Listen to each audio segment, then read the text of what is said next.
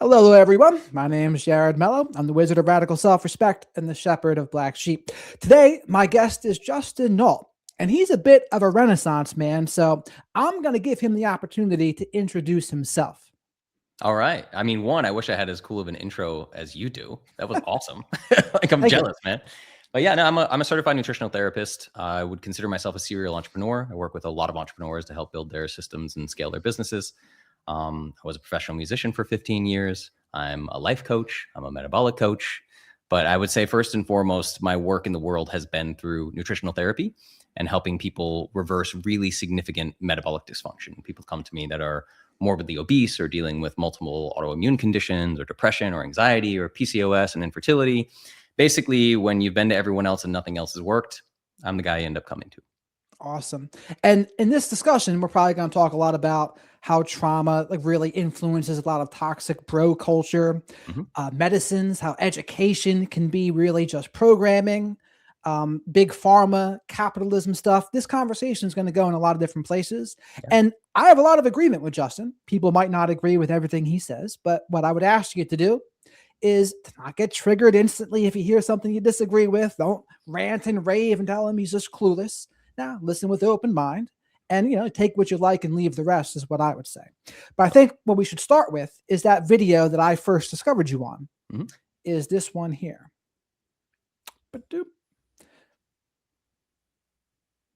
Yeah. So the title is the more popular they are, the more traumatized they are. So let's watch this.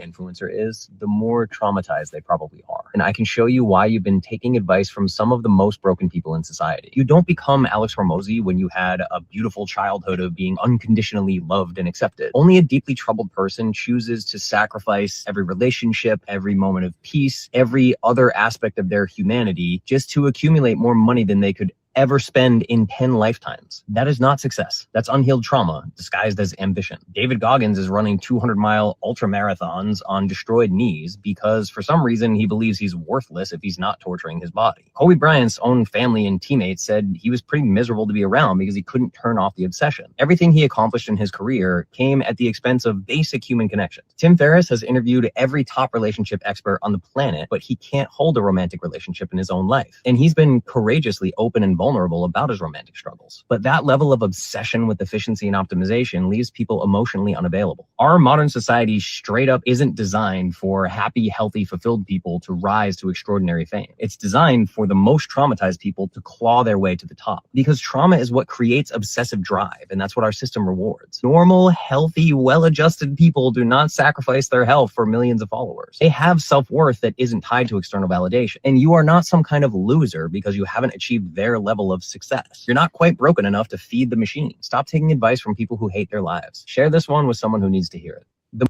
All right. So what prompted that video? That was really, really interesting. Yeah. I mean, it was prompted for me because I work with a lot of entrepreneurs. That's kind of the paradoxical situation with this entire video is I had a 15-year music career where I was the hustler of hustlers. I mean, I was playing 300 shows a year. I did that for 15 years straight. I had a reality TV show by the time I was 25 on ABC. My music was on every major platform. I had a YouTube channel. I was never going to bed before 7 o'clock in the morning because I was on stage till 3 o'clock in the morning every single night, right? Just like hustling, grinding, trying to be famous. And then when I got into entrepreneurship, and I started working my way up. I had some physical products brands. I launched Clovis first. I launched an Amazon company called MedChoice. I started doing coaching. I own a skincare brand, all these different things. And then on top of that, in my personal life, right? Like I deadlift 3 times my body weight. I'm a purple belt in jiu-jitsu. I was a boxer. I was doing CrossFit 2-a-days. I'm very well trained in weapons, combat training. I've worked with special forces, all sorts of stuff, right? I've done a lot of hustling. And I always say that I would have never made this video. I wouldn't have felt like I could have made this video if I didn't have that background. It's the only reason that I made it. And what I found is at 39 years old today, I'm part of a lot of very high level masterminds with very successful entrepreneurs, from 7 to 10 figure entrepreneurs.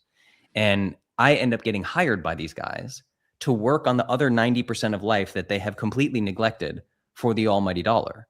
And a lot of them end up in a situation where there's really not much cash flow. They don't have the money. They may have $100 million business and no cash flow. and they're working 80 hours a week and they're always stressed out and they're on their second marriage and their kids never see them and all this stuff, right? So I really kind of made it almost out of empathy, but almost as kind of a rally cry of like, hey, you don't have to do it this way. I always give people the example. I have a friend who's 24 years old. He runs a drop shipping store. It's himself and one VA. His drop shipping store makes $2 million a month, and he spends most of his time playing video games. So people can say that it requires 16 hours a day of hustling and grinding to get to this place.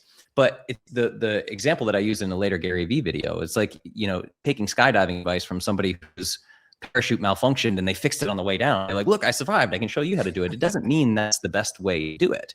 Like if you genuinely love hustling and grinding and you want to work 16-hour days, and every day you wake up and you're excited to work 16 hours, and the next day you wake up, you're excited to work 16 hours. You're so passionate about the thing. That's incredible. But the problem is social media at this point, this is true of fitness, nutrition, money, your romantic partner, what car you drive, where you live, what place you went to on vacation, how you parent.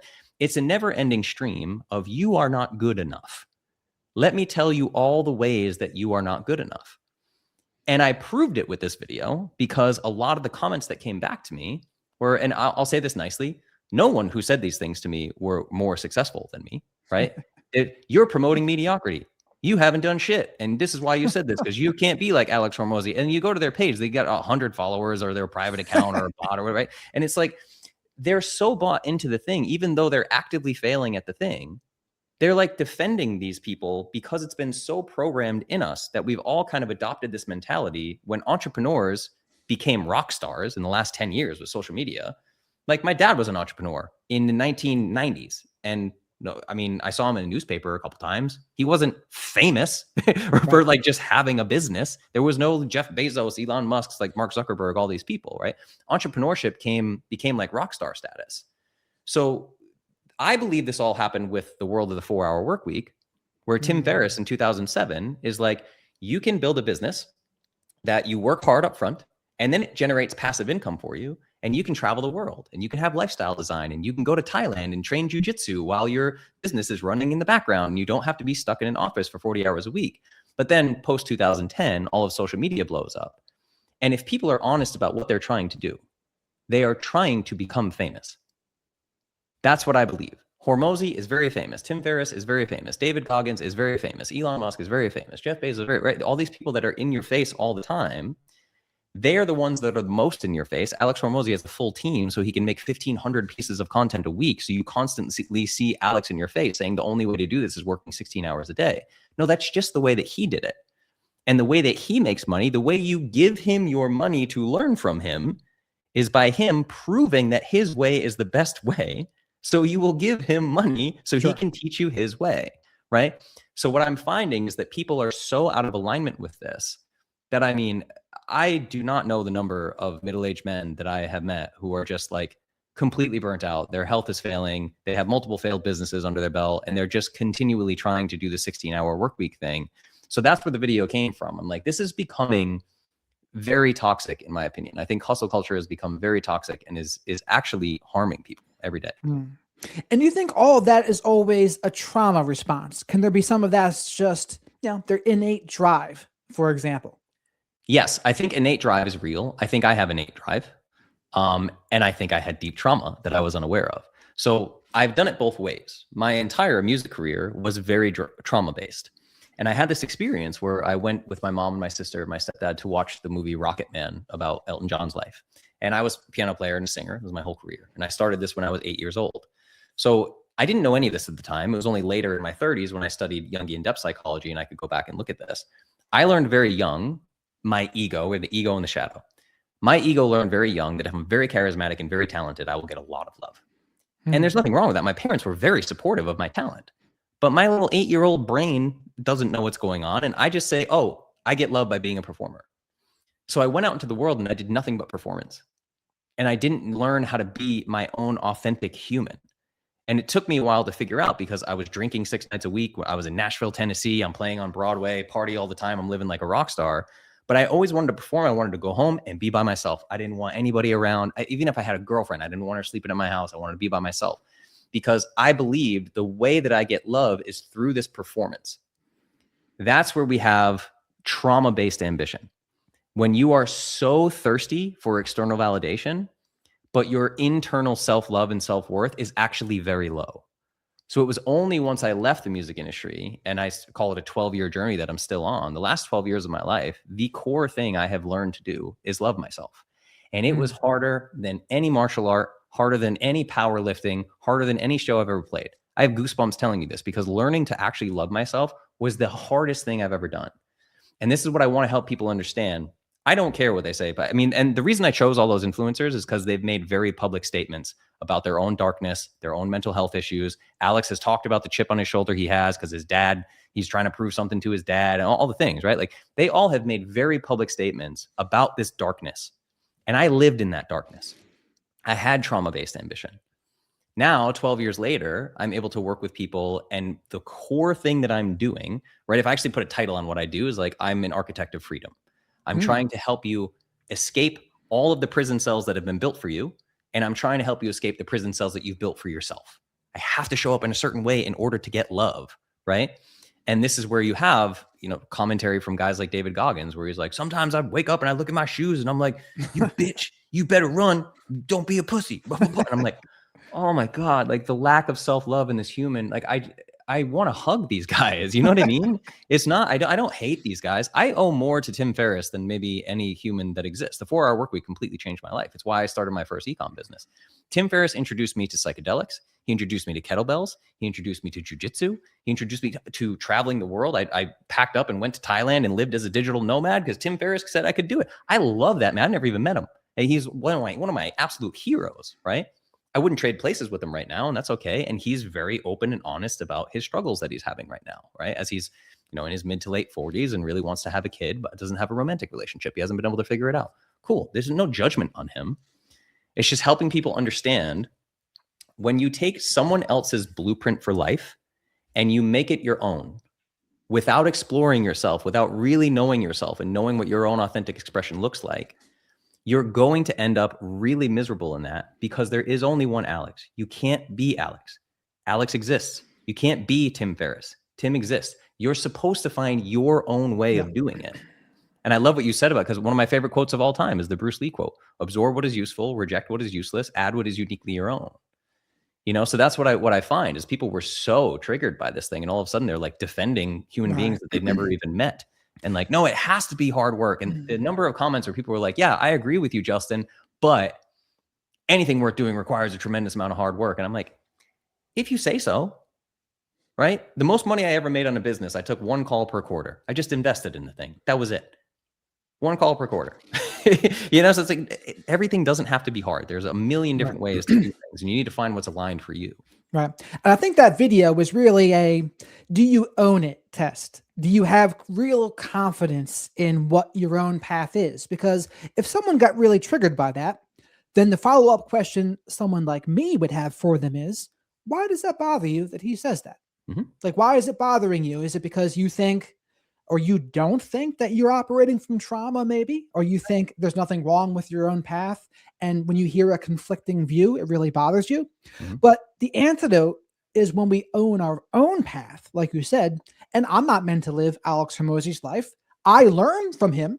Yeah. I endearingly call him and people like Tim Ferriss capitalist porn. And I think we all need a little bit of capitalist porn in our lives, especially in America. But I'm not going to be Alex. I'm going to take what I like and leave the rest, which leaves me the question for you. Where is the line between, okay, I'm operating from this trauma response, it's the reason why I really want to hustle so much, versus, no, this is just what I'm happy doing, and it's how I want to live my life, and that's it. I'm okay with it. I'm at peace with it. Where is the line in there? Well, I think it takes a certain amount of introspection, right? Like if somebody comes to me and I look at their life through the lens of, health, wealth, relationships, spirituality, hobbies, community, personal finance, how is this working out for you? So there are so many people, a lot of these people that got really triggered. I think the reason why that is, it's the same reason, like if I trigger a carnivore dieter, right? And they were like on death's doorstep and they were on all these medications and stuff. And then they did carnivore and carnivore saved their life. and they lost a bunch of weight and they got off all their medications. And now they're like, well, carnivore is the way. Carnivore is the way I'm not going to die. Right. And then this guy comes along and goes, carnivore is really stressful. You probably shouldn't do that. And he's like, what? Are you suggesting I'm going to die? Like, it really becomes a life or death thing in people's minds, you know? And the first time I get on a call with a client ever, where I'm getting that, it's a exercise I do called Gaining Clarity, the view from 30,000 feet. And we look at everything about their lives and we rank it on a scale of 1 to 10. Where does this all lie? Right. And most of these guys end up with most of the pillars of their life are like a 3 out of 10. And when we go back to the thing that's causing the 3 out of 10, it's almost always workaholism. Yeah. You see what I mean? So they're convinced in their mind that at some point there's going to be a payoff for all this hard work. And that's true for some people if they stop moving the goalpost, right? It becomes like, I'm hustling. Once I get that 10 million bucks, I'll put 10 million in the bank and I'll invest it wisely. I'll make 10% per year and I don't have to work anymore. And then they get 10 million bucks and it becomes 50 million. And then they need 100 million, they need 200. And it becomes this like addictive cycle where they've sacrificed so much of the other aspects of life, grinding at this thing with hopes that the eventual emotional experience will be joy and contentment and love and time with friends and time with family. But because they put all those things aside, they never got good at relationships. They didn't get good at romance. They didn't get good at friendship and building community. They didn't heal what needs to be healed between all families that have some amount of family enmeshment and trauma and all the things. So they ignored all that. Now what they end up is they're very rich. And then they go try to hang out with those people, but they haven't been aligned with those people for years because they slaved and suffered and sacrificed.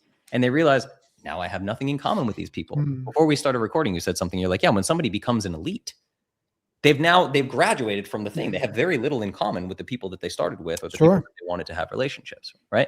So you have to understand, I mean, I do believe in life there are always trade-offs. I don't think everything always has to be hard work, but I do think that there's going to be prioritization of the things that you want in your life. And for me, I prioritize things differently than Alex. And this is why when people commented on the video and said, like, you're promoting mediocrity, my response to them was always, well, by what measure?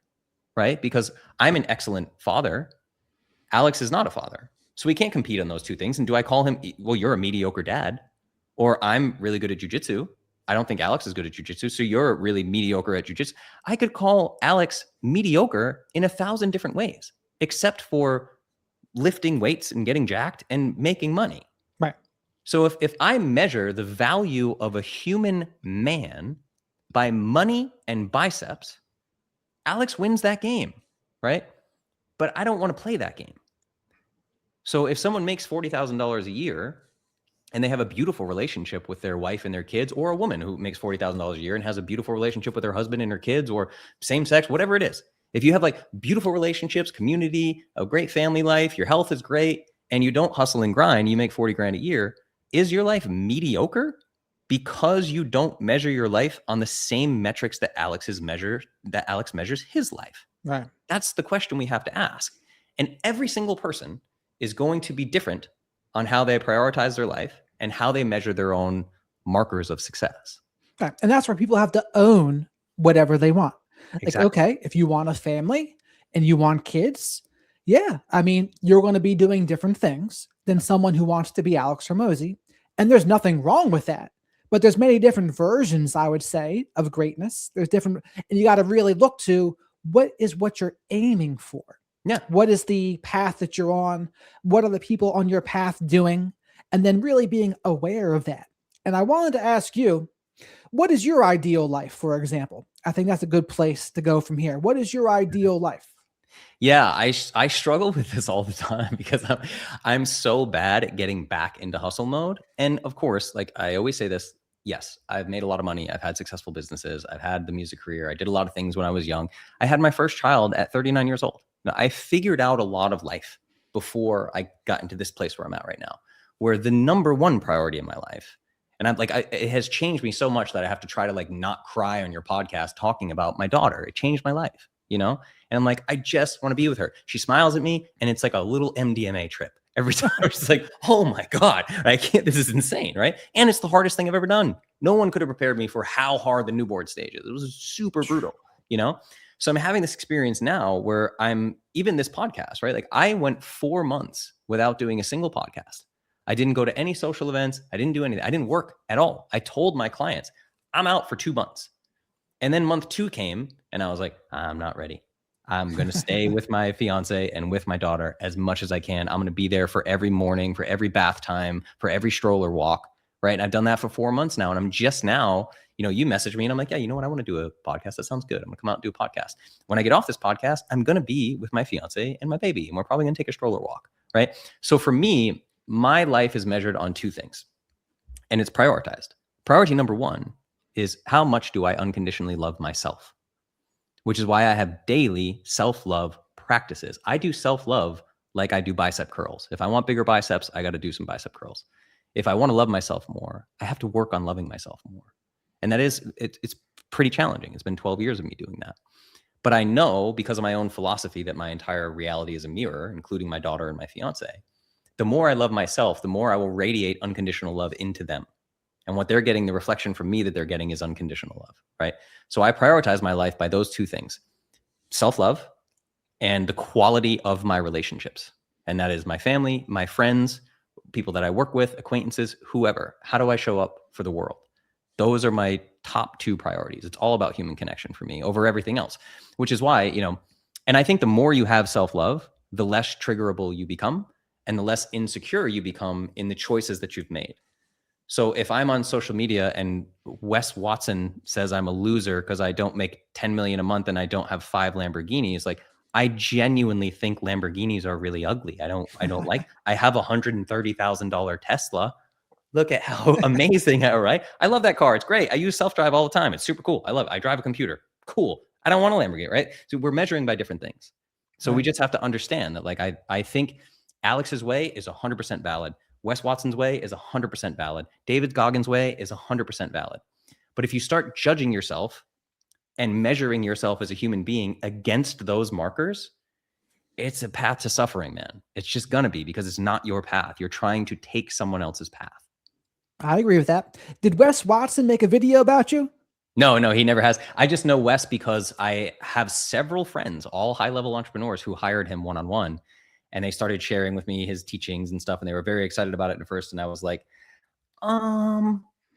that's probably going to implode at some point. And it's actively imploding right now. It was about 2 years ago that I really got turned on to his stuff. And I was like, whoa. And I remember telling one of my friends, like, I could sit with that man for 4 hours and I could change his life. He'd be a puddle of tears, but I could change his life. Like, we just need to have the right conversations.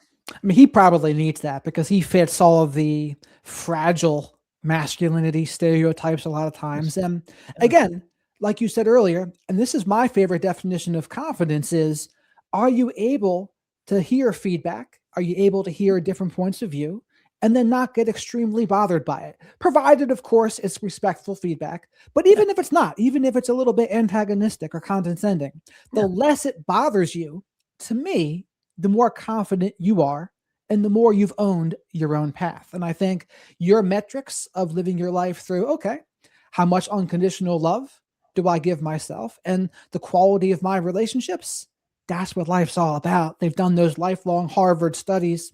What was the single biggest indicator of someone's happiness? The quality of their relationships. So that makes perfect sense. But what else have you learned? What have you learned from being a parent? Oh, man. Presence.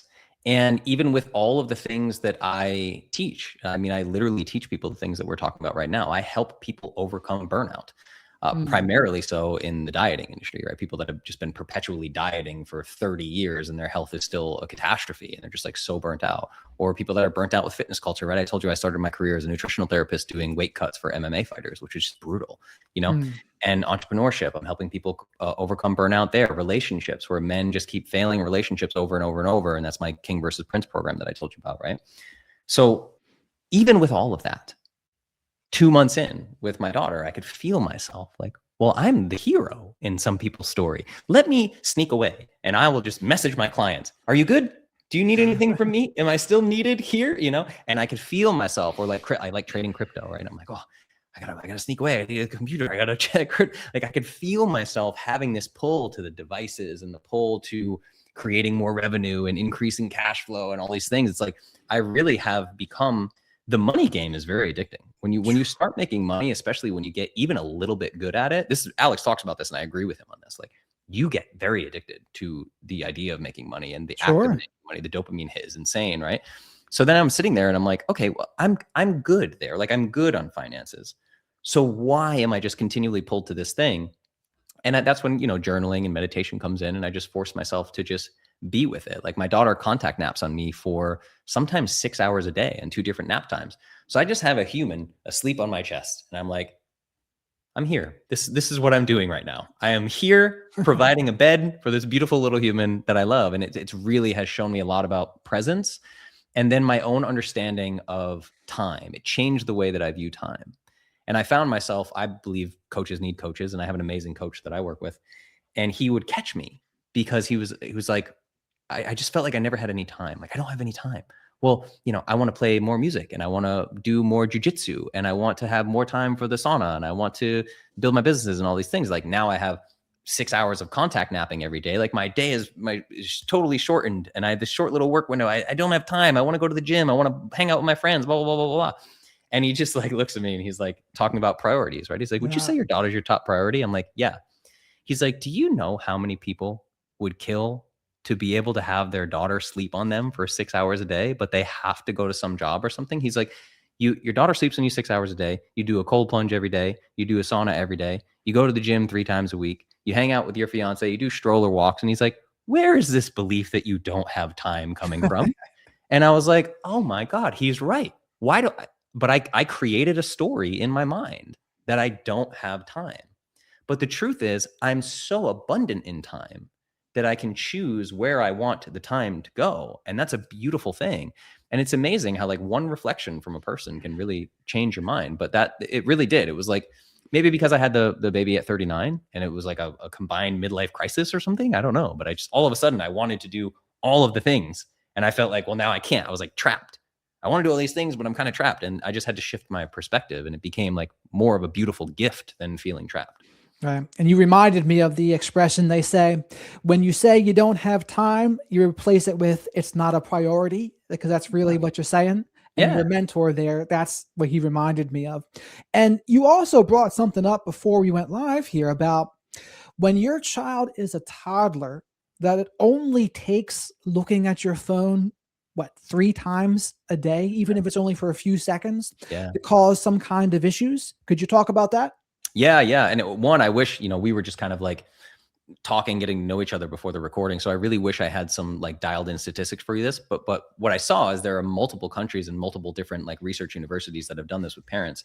And the more the adult checks their phone, the worse the behavior of the child, and the more instances of like all out tantrums. Like they are saying no, they are kicking and screaming, that you cannot settle them down. And it really is this strange sort of phenomenon. I think we also talked about this before recordings. Like we really don't know what comes of this 10 years, 30 years down the road. With the average person checks their phone 300 times a day. So you're telling me like I can check my phone 3 times and it's going to mess up my relationship with my daughter. And an average person's doing it 300 times, which means before she was here, I was probably doing it 300 times. Like I'm not saying I'm some god who just like is able to ignore all the devices or anything. Like I've dealt with workaholism as well. Another reason why I made the video, a lot of my videos are me talking to myself. It's almost like my friend Chris Williamson runs the Modern Wisdom podcast. And he said this recently because he got ranked like the number 8 podcast in the world. And his caption in his post was like, this is really kind of an autobiography of me trying to figure out this thing called life, right? And that's what I find with influencers is right now, the term authenticity is almost used as like a marketing claim. And it's like the more someone's telling you that they're authentic, the more you're like, why do you keep telling me you're authentic? Why don't you just be yourself, And that's really what it is for me is I talk about things that interest me. And I talk about what I call prison cells that I have escaped from. So I always think of it as like, I'm talking to myself from 6 years ago. 6 years ago, I wish I had a future Justin to come be like, hey buddy, you're doing great, man. Like, listen, you got to stop beating yourself up. Like, I wish I had people to say these things to me, but yeah. So the parenting thing, I don't know what's going to come of screens. I've also learned a lot through parenting. We listened to a lot of podcasts, and my fiance read all the books while she was pregnant. And it really does seem like millennials and Gen Z were like the first experiment of double income households, a very heavy reliance on preschool, daycare, baby formulas, and screens. I was a latchkey kid. I came home from school, I let myself in, and I sat in front of the TV until mom and dad came home. You know what I mean? So we have this situation where we talked about our grandparents' generation. It was so different when we were kids. It was so much better. And there's a lot of my parents' age, where they're 66 years old now, where there's a lot of them looking at millennials and Gen Z and being like, what's all this mental health stuff and this gender stuff, and your hair is purple and you guys are so political and so angry all the time, blah, blah, blah. It's like, yeah, well, we were basically neglected and raised by strangers. Yeah. You know, like our attachment styles are not secure. We were left, you know, I talked to my dad about that because he was like, yeah, I went back to work the day after you were born. I had 300 employees and I was back in the office, you know, these kinds of things. So I really am thinking about that all the time. How do my choices impact this beautiful little human? And I want to do it better. Right. And that's what they say about advice anyway. We're all basically talking to younger versions of ourselves when we say what we say, because we think, yeah, I wish I had 40-year-old Jared to talk to 18-year-old Jared. But if I did, I probably wouldn't have gone through all of the obstacles and challenges that I ended up doing that even turned me into who I am today. So on one hand, you and I connected a little bit on our younger selves and the shit we got into, right? I'm like, 18-year-old Justin would have probably talked to 39-year-old Justin and been like, man, you're like woo-woo, and why are you talking about love? I don't need to love myself. Well, I just got in a street fight. I don't need to love myself. You know what I mean? Like, I wouldn't have listened. So like, I had to go through all the things to get here anyway. Absolutely. And I think also in terms of the parenting, I just had Dr. Keith Campbell on the show a little while ago, and he's fond of the expression that parenting is important, but he says it doesn't make much of a difference. And I think he's talking about it from a more of a biological lens, that a lot of us, like our genes, our DNA is going to be a big determining factor in how we turn out. But what are your thoughts on that? Oh, 100%. I mean, the nature versus nurture thing is like, of course it's both, right? Yeah. But like my dad, before I was born, went to Nashville and recorded an album as a musician. And then I moved to Nashville and recorded an album and became a professional musician. I went farther than he did, right? And then he also is an entrepreneur that built a huge tech company, and he had all these employees, made all this money, right? He ran $100 million a year business. It was insane. And then I left the music industry and became an entrepreneur. And I used to laugh because my dad was like, yeah, I started in like hotel lobbies doing seminars and people listening to me. And then I started doing Facebook Lives with a group of people. And then like, I even noticed the way that I handle finances, like for better or for worse, I adopted a lot of patterns from my dad that were not great for me, money-wise, entrepreneurship-wise, right? Like I've made poor decisions. I've seen him make poor decisions. I've seen him make amazing decisions. I've seen me make amazing decisions, you know, all these things. There really does seem to be, and this is for anyone who's dabbled in psychedelics, I really have had moments where I've looked at my dad and just be like, oh, no, that's a different version of me. Like that is me. That's me with like white hair. And my dad follows all my nutrition, but he's very fit. He deadlifts like 315 pounds. He's 66 years old. Like, he looks great. He's fit. And I'm like, it gets really trippy. There's something there genetically. I don't know what that genetic thing is. And I don't know that any of us fully understand it, but I do think that it's both. Yeah. Absolutely. And speaking of psychedelics, which ones have you tried? Basically all of them, except for like research psychedelics that are only available in labs. And actually, no, I have a friend who's a very close friend who is a world-renowned neuroscientist. I believe he holds the world record for longest time under intravenous IV DMT. His name's Jack Aloka. Amazing guy, right? And I say that because there is a world of literal scientists and researchers that have access to these like substances that are being created in labs. Aside from that, I mean, probably hero doses of all the number one top 5 contenders that you'd hear: mushrooms, LSD, DMT, Bufo, which is 5-MeO DMT, like 2CB, MD, whatever, all of them, basically all of it. Right. Because I mean, I've done shrooms, but I've never done ayahuasca. All the people talk about that. I haven't done acid either, but I really like Sam Harris's description, because he says basically if you try to even describe a psychedelic experience, it's like taking a thimble and then taking a little thimbleful of ocean water and then trying to use that to describe the entire ocean. And it's like, no, it's just not going to happen. Language is just not sufficient to do it. But what would you say you learned from the experiences? Everything. I make this joke, and I don't know if this is correct. It's my own stat that I made up, but I think 80%, I would say probably 80% of my current philosophy, along with my ability to learn unconditional love of self, I don't think that I would have come to without Well, I mean, what some people would think irresponsible levels of psychedelic use. But my first psychedelic I ever did, I was 27, and it was ayahuasca in the jungle. Like I went down to Peru and I went to the jungle, and I'd never tried mushrooms and anything, So I kind of went to, speaking of hard work, and I was very masochistic in my growth when I was younger. You went all the way. You went all the way. I went all the way. I went all the way. Yeah. So my first ever psychedelic experience was 4 ceremonies of ayahuasca over 8 days in the middle of the jungle, and it was transformative. What was that like? That one was interesting, where I actually wish I would have dabbled in other things first, because really all I had was like podcast stories of like, I rode a dragon and I saw so I was like waiting my first night of ayahuasca. There were no visuals, as we would say. I just was like in a very deep meditative state. And I almost felt disappointed because I didn't have some crazy flashy visuals. I didn't meet God or whatever. And I was like, oh man, that's kind of a bummer. And it was only like months later that I looked back. I mean, we were in the middle of the jungle with no Wi-Fi or no anything. So during the days, we took a day between ceremonies, and we'd hang out, talk, have meals. People were journaling, meditating, whatever.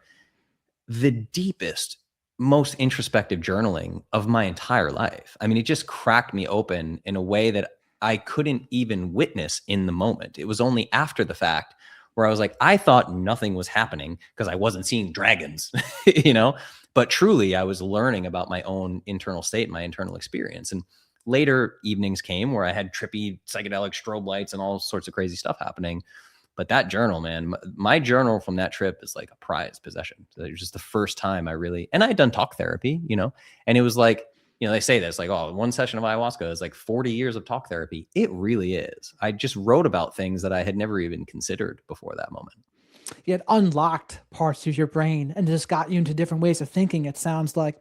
And also that journaling, that was super important too, because those thoughts and those insights, they go away just as fast as they've come. So it's really smart of you to write them down, because with any psychedelic experience, it's all about the follow through, right? You take the thing, it's not going to do anything unless you actually change something in your life, unless you like take the lessons and then you try to apply them to your life.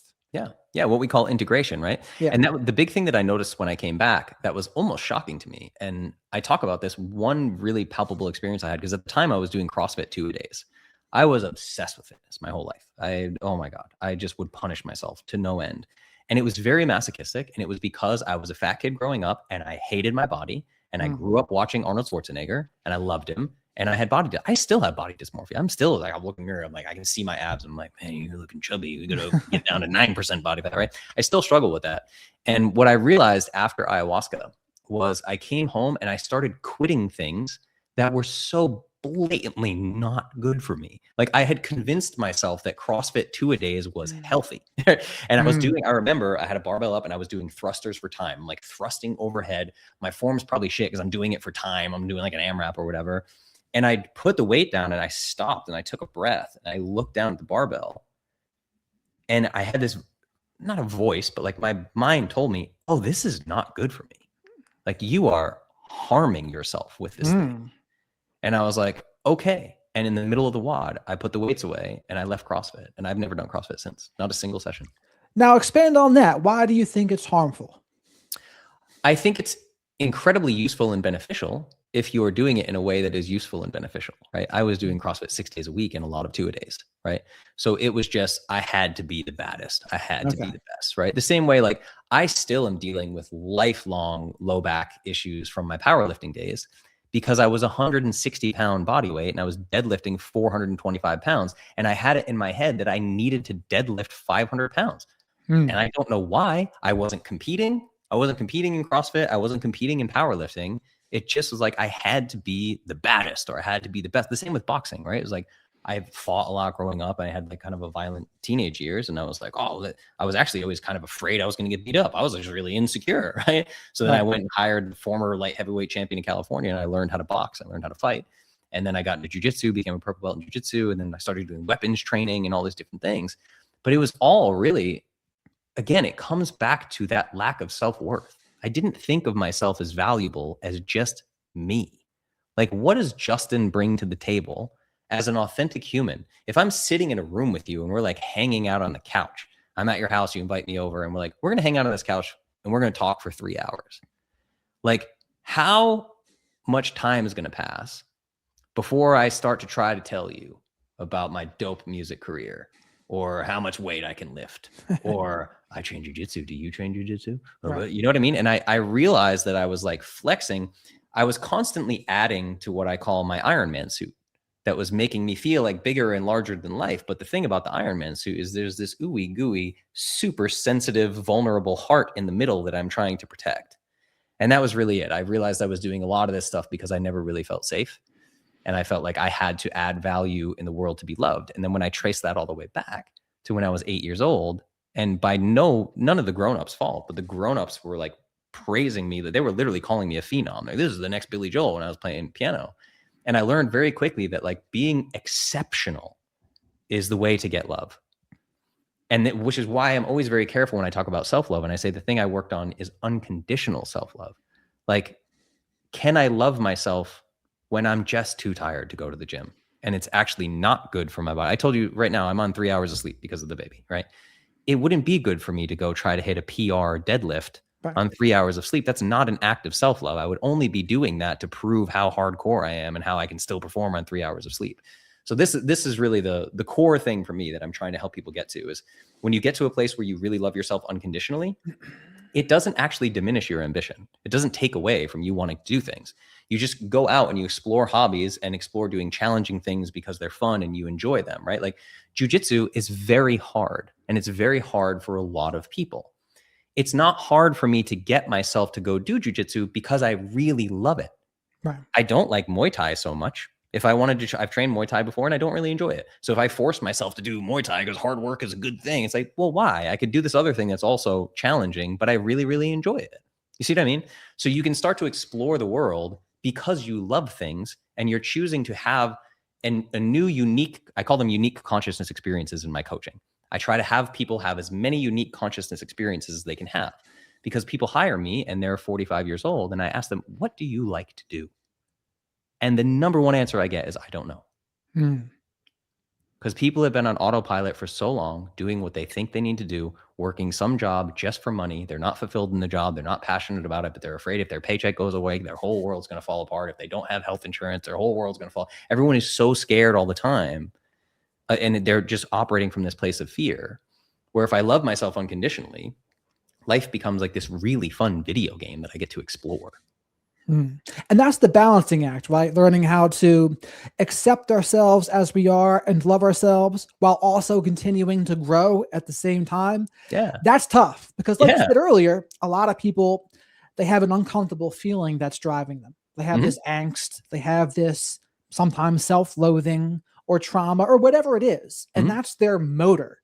But learning how to have the unconditional love or acceptance as the motor, that's tough. I mean, I can even struggle with that. And then the other thing you made me think of there too is this, especially for men, I think there's an element of truth that you are going to be valued for what you provide, for what you bring to the table, and and separating that from unconditional love of ourselves. Like, that's different, right? It is true to me that the rest of the world, they are going to judge you by what you bring to the table. And I see it in my own life with just becoming what I've become on social media. People treat me completely differently now than the way they used to. So it's like the expression, and it's a crude expression, but it's men must become and women just are. I think there's an element of truth in that. I don't think it's cut and dry, but especially for men, there is an element of that. So how do you square that with the unconditional love while we grow? Yeah. So again, I look at this, and because we talked about this offline, I'll say this for the people listening. My entire philosophy of life, and this is a bit psychedelic, a bit trippy for people, but it's based on something called biocentrism, which is that my biology creates consciousness. So like Jared is not here without Justin observing Jared, this kind of thing, right? So I use the term a reflexive holosphere. Like all of reality is reacting to my internal state by the millisecond, right? So for me, in this life that I've chosen, I am a heterosexual male and I have a heterosexual female partner and I have a daughter and I'm an entrepreneur and I'm all these different things, right? And the way that I see it is like, if I'm focused on unconditional self-love first, then the way that I show up and provide and add value for my fiance wants to stay at home with the baby. I want her to stay at home with the baby. That means I need to provide. The being present for my daughter and not off at work. I'm here with her, present moment, because I want her attachment to be secure, right? So that's like I'm providing. But when I think about it from a place of unconditional self-love, am I providing for those two humans because I want the external validation of being told I'm such an amazing man and I'm just the best and I'm such a good provider? And like, sure, my partner is very appreciative of me and very supportive of me, and that makes me feel very good. But the feeling that I get, the fulfillment that I get from providing for my daughter and keeping her safe, and from providing for my fiance and keeping her safe, that's what I get out of it. The external validation is like an icing on the cake, you know? But for me, it still always comes from this place of unconditional self-love. Is like, I'm making choices. I feel good when I provide for my daughter. So that is an act of self-love for myself. I'm doing something that feels great to me and is very fulfilling for my heart. It makes me feel wonderful. And at the same time, she's getting this tremendous benefit because daddy just loves her more than anything on the planet, right? So it's this like mutually beneficial thing. This is where we were talking about capitalism as well. It's like the more you are mutually beneficial, adding value to the world, like you will be compensated for that in dollars, right? So that's still the way that I see it. It all comes back to unconditional self-love, because love of self is love of other by my subjective philosophy, and people can take it or leave it. And I bet you unconditional love of self gives clues. What are some of those clues? Ooh, that's a good question. I always have to come back to the concept of the mirror, right? One of my favorite little sayings, I don't know who said this, you'll probably already know it, and people listening already know it, is like, if you go out into the world and you have 10 hours that you're gone and you went shopping and you went to work and you were in traffic and you blah, blah, blah, and you come home and you met one asshole that day, that person was probably an asshole.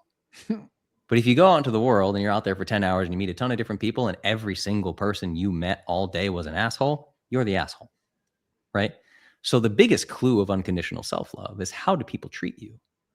Because the mirror will change, and it feels very trippy and very psychedelic, and you start to feel like Truman Show, like, wait, is this all for me? Like, it's really interesting. It's like, the more I operate with a frequency of self-love, the better people treat me, right? When I was 25 years old and younger, and I was very insecure, and I thought the world was a very unsafe place, and I had to be this super tough guy, I got in fights. People wanted to fight me, right? And like the reflection I was getting back is like this chaotic, angry, I need to prove myself. And then I come up against some other guy at a bar, because I'm at a bar at 3 o'clock in the morning because I'm a musician. I'm like loading up my equipment in the car. And the last fight I got in, I was 25 years old. I remember it. And this guy, like, we got in a fight in the parking lot. I'm like, okay, so insecure, scared little boy energy in a 25-year-old body who wants to prove himself and is a boxer and all these things, right? Comes against insecure, scared little boy in a grown-up body who wants to prove himself, and now we're throwing hands in the parking lot, right? It's like the biggest clue that unconditional self-love leaves you is, how are people treating you? Do you come up against more conflict, or you come up against more love and people accepting you? Interesting. And I know, especially people that follow me, they'll probably get triggered by that, and I'll tell you why.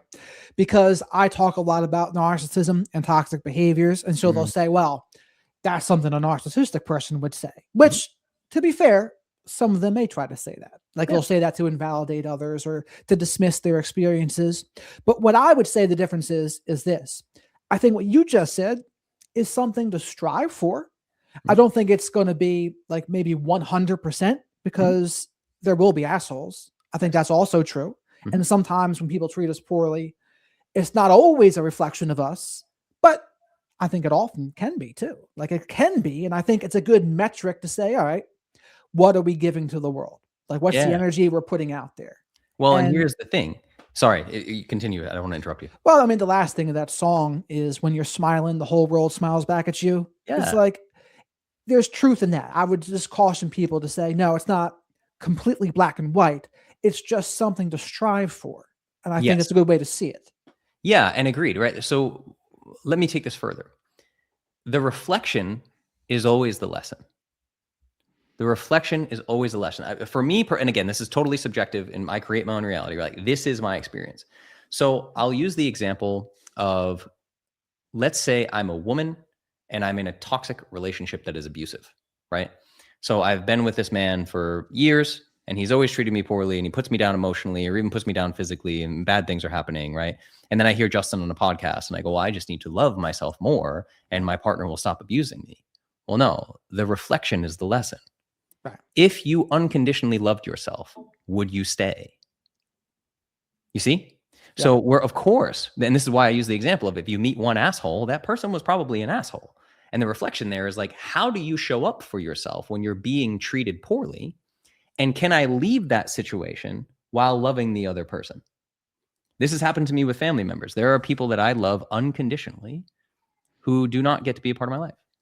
I think they're perfect exactly as they are. I love them unconditionally, but I'm not available for the way that they want to treat me. So my act of self-love is to step away from that and set boundaries. This is not what I will allow for myself. If I loved myself, I wouldn't allow somebody to talk to me like that. So I'm not going to do that. You're fine. You can keep living life however you want to. And if you ever want to come back and you want to treat me the way that does feel like I'm loving myself, you got a seat at the table. Let's start over. Let's do this again. You see what I'm saying? So the reflection is always a lesson. Okay. I totally agree with that part of it. Like I say, there's always something to learn and an opportunity in everything that happens. And I think when we are practicing self-love, yeah, we're not going to put up with bullshit anymore. And we're not going to let that happen. Now, I will give you credit because I don't know if I would do that. The people that have mistreated me, it's hard for me to say, oh yes, I unconditionally love them the way they are. I'd be like, no, I don't know. That's one of the things I can struggle with, where once someone has a bad energy and like I just don't like how they show up, I can really just tune them out. I can just be done with them. And I don't think that's unconditional love. I'm similar to acceptance maybe, but not quite. So how do you do that? Again, I would say we got to peel back some layers of your situation that lead you to believe if you behave a certain way, you are unworthy of love. Right? So like if you start to, let's say I had a really bad day and I was really mean to somebody and it doesn't really happen, but let's say this happened and I was just like treated somebody terribly or whatever. I walk away from that situation. I still think that I'm entirely worthy of love and I love myself unconditionally. But then I also think about the mirror reflection and I'm like, okay, well, if I did that, I'm probably going to go seek that person out and be like, here's what happened. It's not an excuse. I'm very sorry that I treated you that way. You see what I'm saying? I would try to fix the situation. And I think we're going to meet people all around our lives that are going to treat us poorly and they are not going to want to come back and fix the situation. And I don't think any amount of unconditional self-love is going to make them randomly pick up the phone and I'm so sorry that I treated you this way, right? But I would say explore the inner experience. And this is what I would call real shadow work. There's like the new age spiritual shadow work, which is like, just find the dark parts of yourself. And I'm like, no, the true shadow work, the Jungian depth psychology shadow work is uncovering the parts of your shadow that were hidden, and they're usually formed when you're a child. I got a lot of love for being an entertainer and being charismatic and being a performer. So that's in my ego. Being a wallflower, being quiet, not exceptional, that's like in my shadow. So I had to find ways to just like be unexceptional and love myself while I'm not exceptional. And it's only when we find all those little parts of self that we have deemed unlovable, when you do the deep work of, and psychedelics are great for this, but when you do the deep work of uncovering all the aspects of yourself that you think make you unlovable, and not only like integrate them, but love them. Like I have to love the wallflower Justin as much as I love the onstage performer Justin, and bring them together and understand that all of them are serving some survival mechanism that were trying to help me. They were an adaptation to my environment, nature versus nurture, trying to figure out how to exist in this world and get more love. I think the two primary drivers of human behavior are one, I want more love, and two, fear of loss of love. John Steinbeck said that too. He said, I think all of man's vices are really attempted shortcuts to love.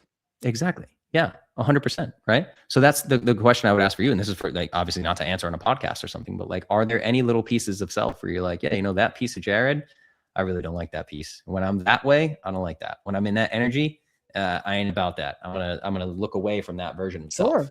I already know what the answer to that question would be. There's certain parts of me that would be like really insecure and anxious, not being able to be assertive. So especially before, because I'm someone that's on the autistic spectrum, and before I started taking all sorts of supplements, I did not like that version of me that just had so much anxiety and couldn't speak clearly. I can struggle to love that part of me. And I think it's also important to emphasize what you said too, for the people listening, self-loving and then unconditionally loving others doesn't mean we're going to put up with abuse or disrespect. I want to make that clear because some 100%. people would misunderstand that more than likely. But that's what I would struggle with. That version of me, there's certain things that are easier to love and accept. and then other things that can be a struggle to love and accept. So do you have any pointers on helping people to love and accept those parts that people find difficult to love in themselves? Yeah. The shortcut is to expose them to people that love you. It's like, think of the things that you have never told anybody. Right. And and don't do this publicly. This is a personal thing. Like, think of something you literally have never told anybody, and then look at your relationships and assess them for like, what is the safest relationship that I have?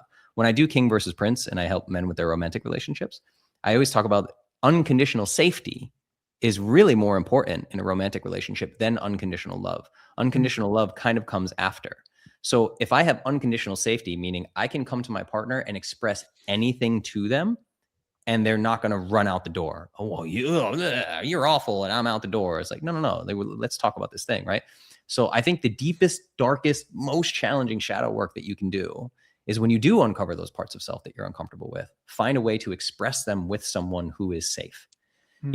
So is there someone in Jared's life, let's say, who he could sit with, a friend, a romantic partner, whatever it is, and just, hey, can you hold some space for me? Another new age term, right? But can you hold some space for me? Yeah, sure. What's up? I'm just going to talk to you for like the next 30 minutes, and I'm going to share some stuff. And I'm going to talk about how, like, when I behave this way, I feel dumb and I feel really insecure. And like, sometimes I can't stand up for myself, and it just like makes me sick that I can't stand up for myself. And like, and then the hardest part, asking for what you want, right? So you share this, and then now that you know all that, can you just tell me you love me? And just let the person be like, bro, I've struggled with the same shit, man. Like, thank you for sharing that with me. That's amazing. Like, of course I love you, dude. I love you when you're insecure. I love you when you can't stand up for yourself. If I'm out with you, you can't stand up for yourself, I'll stand up for you. I love you, man. And let that hit. Like, just let yourself receive it. It's very, very, very hard to do. It's very scary. Oh, sure. I mean, and what you're saying reminds me a lot of step 4 in NA and AA, where they say you make a searching and fearless moral inventory of yourself, and then you share that searching and fearless moral inventory with yourself with someone else. And the whole point of it is what you just said. You still get acceptance, and there's still emotionally safety there. And what would happen to me, this would especially happen with dating, where the more anxious and insecure I was, the more women would reject me. And then that would be like a cycle of, oh, this is why I hate that side of myself, because it keeps on getting reinforced that it's not lovable by the outside. And so getting to the point where you can love and accept that part of you regardless, to me, that is the way out, right? That would be the way. Easier said than done, of course, but that is the way. Yeah, you're facing the monster in the closet. It's just like, okay, I got to face this thing. Or like there was an author who talked about this about Buddhism, like invite Mara to tea. Like Mara is the big scary dragon who's chasing you in like Buddhism, and you just turn around and like invite Mara to tea, and the dragon explodes into a bunch of little butterflies, and you're like, yeah, we're having tea, right? Just like face those parts of yourself, because we make them out to be much bigger and much scarier and much worse than they are. And that's like, for me with body dysmorphia, let's say, or my businesses, or like, I made a decision recently that lost me a lot of money, and it was very hard. I'm like, I have to talk to my fiance about this. This is really going to suck. Bonehead move. What was I thinking? Holy shit. And I could feel myself wanting to spiral on it. Right. And you go to them and you tell them. And like, so this is kind of advanced because we've done a lot of work with this together, but like my partner and I, we have an agreement in no matter what conflict we are in, we can be in the middle of the most heated conflict. And one of us can go, time out. Okay. Can you tell me that you love me? I love you. Can you tell me that you're not leaving? I'm not leaving. All right, let's get back in it. Cool. Here we go. We're back in conflict. Here's what happened, blah, blah, blah, blah, blah, blah. And we just settle each other's nervous system in that way. And I always joke about this because I have all the accolades of a lot of combat sports and all those things, right? A big, tough guy. Rah, Justin's tough, right? And there are times where like I wake up in the morning and I'm like, my businesses are shit. I look chubby. I think I'm probably like 15% body fat right now. This feels unacceptable to me, And I was just like, oh, I know what this is. And I have to go find my partner. And I say, Megan, I'm feeling chubby. I'm feeling insecure. I feel like my businesses aren't shit. I've not made enough money. I think maybe Alex is right. Maybe I need to work 16 hours a day, right? Can you, and she'll say, what do you need? Can you just tell me that you think I'm handsome and that you find me attractive and that you love me and you're so proud of me and the provider that I am and you're so grateful for the businesses and blah, blah. And she'll go, yep. And she'll hold my face and she'll say what I asked her to say, word for word. So when we get to this flexing this muscle of asking what you need, right? And with my clients who have no familiarity with this, we start with what I call mirror work. Like people come to me to lose weight and they're like, why do you have me standing in the mirror saying I love you to myself out loud? I'm like, trust me, we're going to get there, right?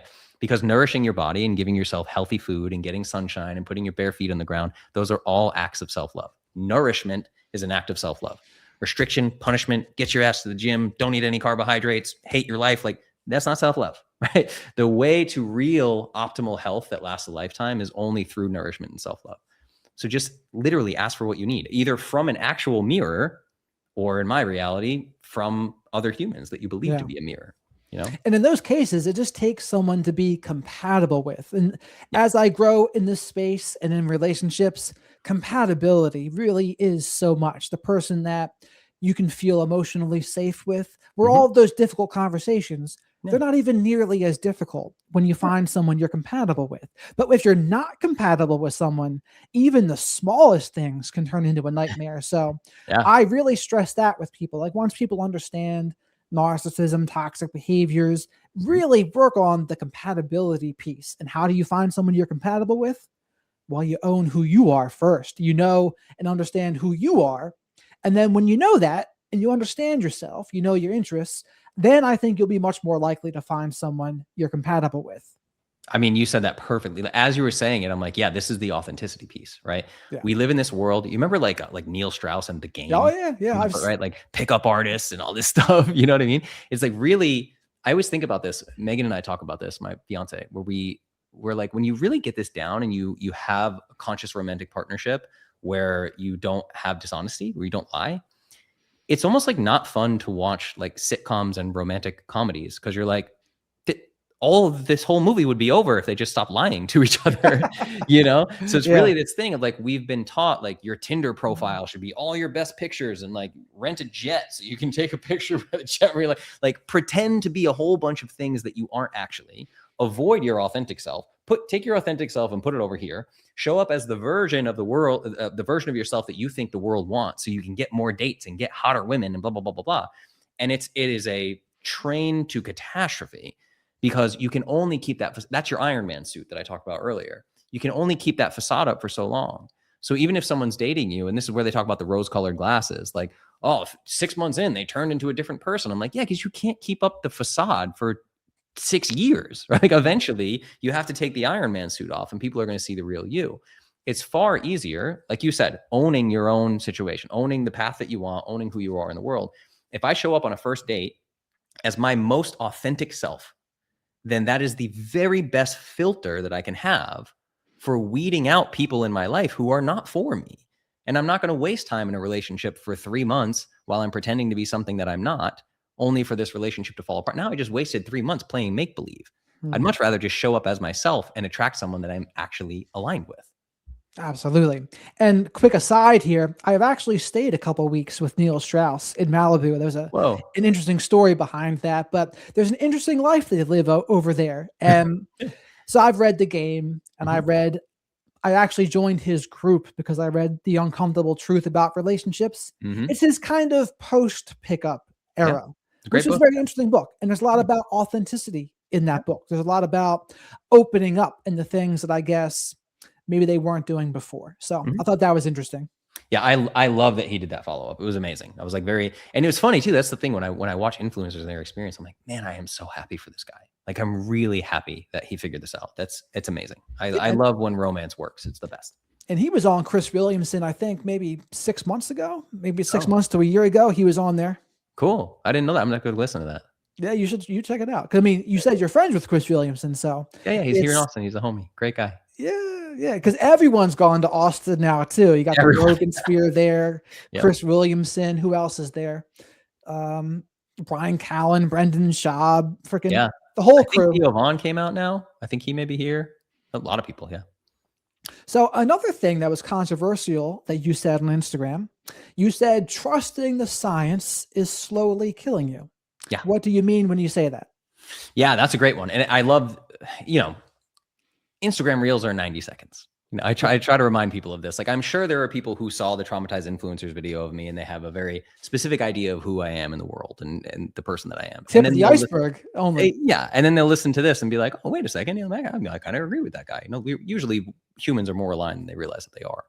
But the science one was a big deal because some of the top comments I started getting were people like, well, that's not true. You're not talking about science. You're talking about crony capitalism, and you're talking about pseudoscience. You're talking about what? And I'm like, that was the point of the video. That was actually the thing. And I used to comment and say, every time I say the word science, imagine the word science in quotations as the bastardized thing that presents itself as medical science and food and nutrition science in America. But it's not science. I'm not attacking the scientific method. I'm saying for over 100 years since the introduction of allopathic medicine from Rockefeller in the Flexon report, science has been completely hijacked, and it has been a marketing arm for big industries that are for-profit industries that profit from humans being sick. The food companies, the medical companies, the insurance companies. They are some of the biggest, most successful companies in the history of the world. And you'll hear this term that people have in America, like, oh, our healthcare system is broken. Well, no. Our healthcare system is broken if the point of the healthcare system was to make our society healthy. If the point of the healthcare system was to keep humans sick, to maximize profitability and become some of the most profitable companies that have ever existed in the history of the world, then the healthcare system is working exactly as it was designed to work. Right. So that's whenever I say things like the more you trust the science, the more likely you are to die. And I go back in time and I give examples of like thalidomide was prescribed to pregnant women until 10,000 babies were born with missing limbs. And we used to spray DDT on children while they ate lunch and swam in swimming pools until we realized DDT actually causes paralysis. Or when doctors were walking around hospitals handing out cigarettes to asthma patients, like, oh, you have asthma? Smoke these Camel cigarettes, right? So you're like, okay, all of that stuff was backed, quote unquote, by the most up-to-date cutting edge science of the time. So when we understand that science is working as a marketing arm for-profit companies, we're no longer attacking the scientific method. We're saying, oh, this is what happens when you hijack the scientific method and use a bunch of propaganda to convince people you have their best interest at heart, when you are really like vampirically sucking their life force and dollars from them. So that's really, anytime I make a video about science, that's what I want people to understand that I'm doing. And there certainly is a lot of that going on. And like we talked about before we went live here, people just don't realize what they don't know in the present. Back then, 50 years ago, 75 years ago, they thought all of these things were normal. I mean, pregnant women would smoke, drinking was much more rampant. Okay. And then don't even get me started on some of the things the government was doing with experiments, etc. But people just didn't know. But I think what people forget is they'll think, and this is what their actions communicate, they think we are no longer making those mistakes now. It's different now. We know now, not realizing that 50 years from now, they're going to look back at what we're doing right now and they'll say, oh my God, I can't believe Justin did that. I can't believe Jared was doing this, because it's going to seem so obvious 50 years ago or 50 years from now. But right now, it's not nearly as obvious. And I think it takes some wisdom and humility to understand that, but a lot of people don't seem to have it. No, 100%. And I mean, the hubris of it, right? It's just like, we are the first generation in the history of the world that is so smart that 50 years from now, they will look back and say, they really nailed everything. They got it. Like, all of it was perfect. COVID vaccines, childhood vaccines, like all these, they were perfect. You know what I mean? It's like, dude, we don't even know how the human cell works. Like, that's very important for people to understand. Like, we have a model of human cellular biology that is based on pumps and channels. And the way that this came to be is that they found a sodium pump and they said, okay, sodium gets into the cell through this pump, and then potassium gets into the cell through this pump. And then there's channels that, sodium actually gets pushed out when there's more potassium in the cell. And then all of a sudden they just decided that all micronutrients get into the cells through pumps and channels. So now it's kind of like when NASA says like, hey, our math for the universe works perfectly, but 97% of the universe is dark matter, and we don't know what that is. So if we ignore 97%, the math is perfect, right? This is what we're doing with the human cells. So it became every single vitamin that enters the cell gets its own channel, pump, whatever. So we now have this model that would be 50 pumps and 50 channel, maybe 100 channels, right? Which, like, one, that doesn't work from a size perspective. And two, Dr. Gilbert Ling in the 70s did experiments with ATP, which is like the energy currency of the human cells. We look at it in the model of the human cell today, that it would require somewhere between 300 to 600% more ATP than is available in the cell for one pump to work. Now we say there's 50 of them, right? So it's like we actually have this situation in which we know, and the medical community knows, that our model of the human cell is not correct.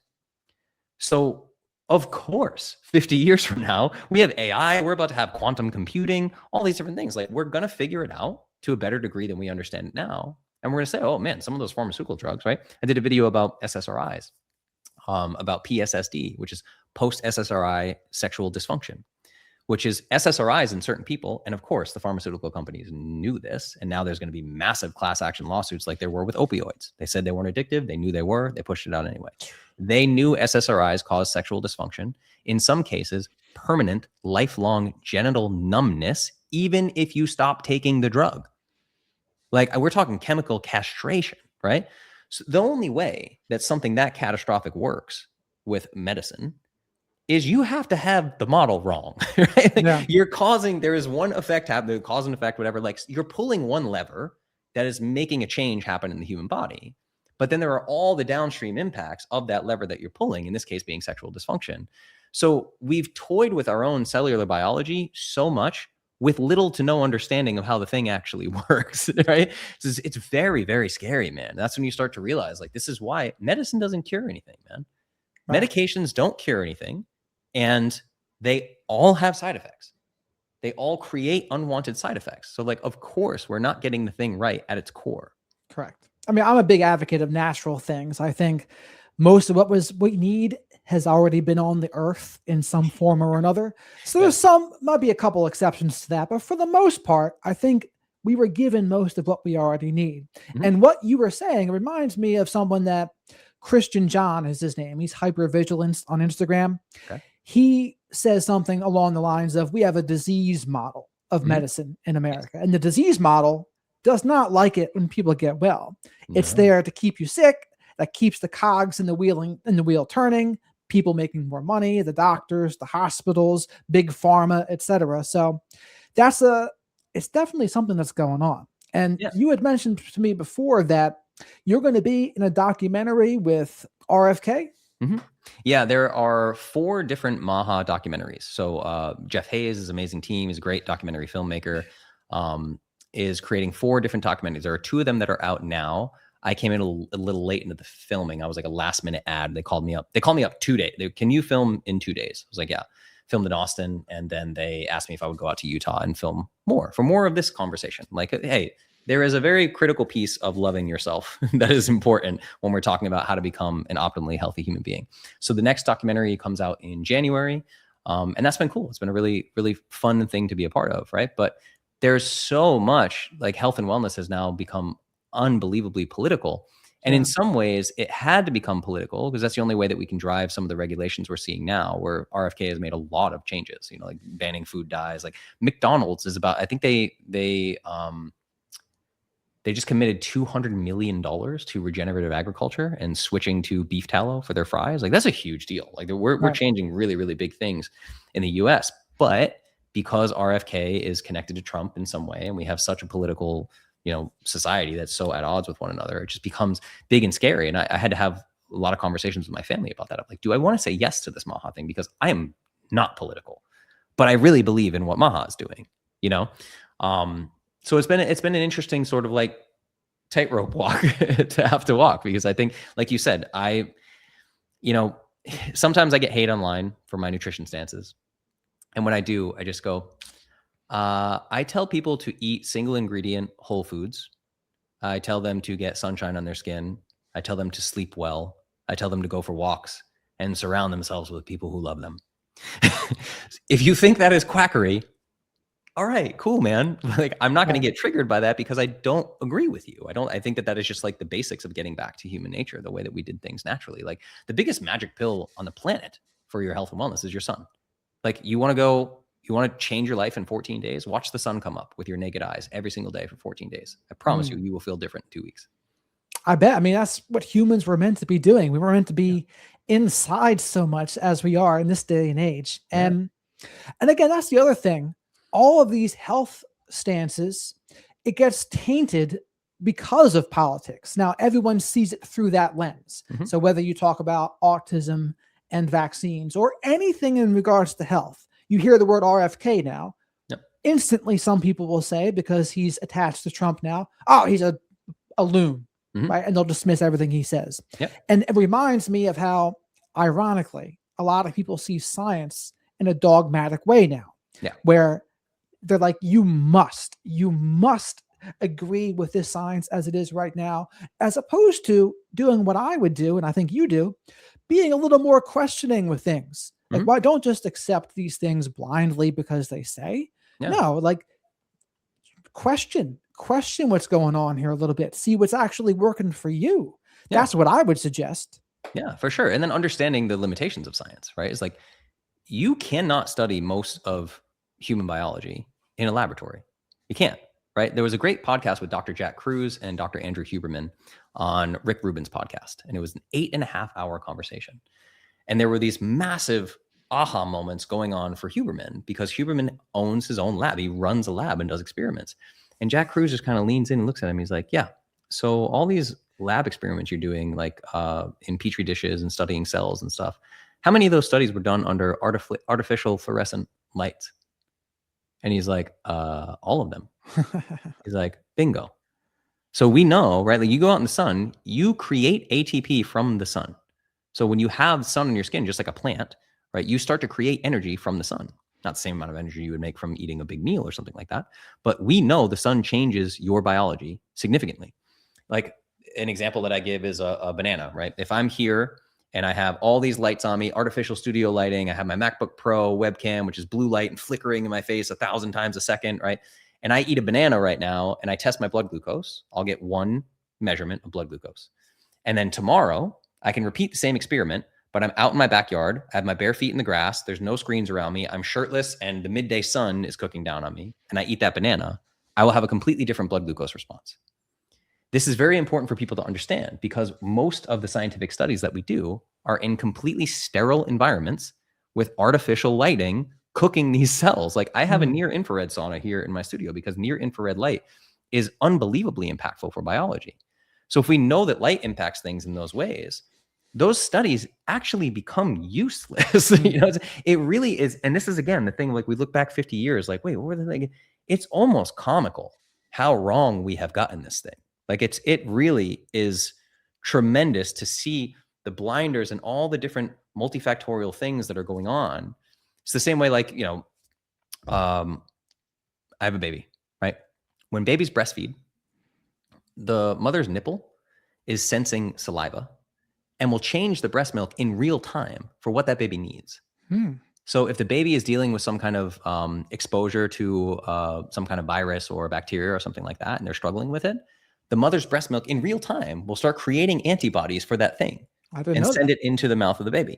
Same thing with hydration levels. It monitors hydration levels, and the mother's breast milk will change the amount of water and electrolytes in the breast milk to go into the baby. But then we go, okay, well, mom's gone. She's got to be at work. Whatever. She pumped. We got all this breast milk. It's amazing. Yeah, sure. That's great. The breast milk is great for the baby, but it's not the same. We are removing a piece of nature that we do not fully understand. Where this insane, like, the human body is the most unbelievable miracle to ever exist ever.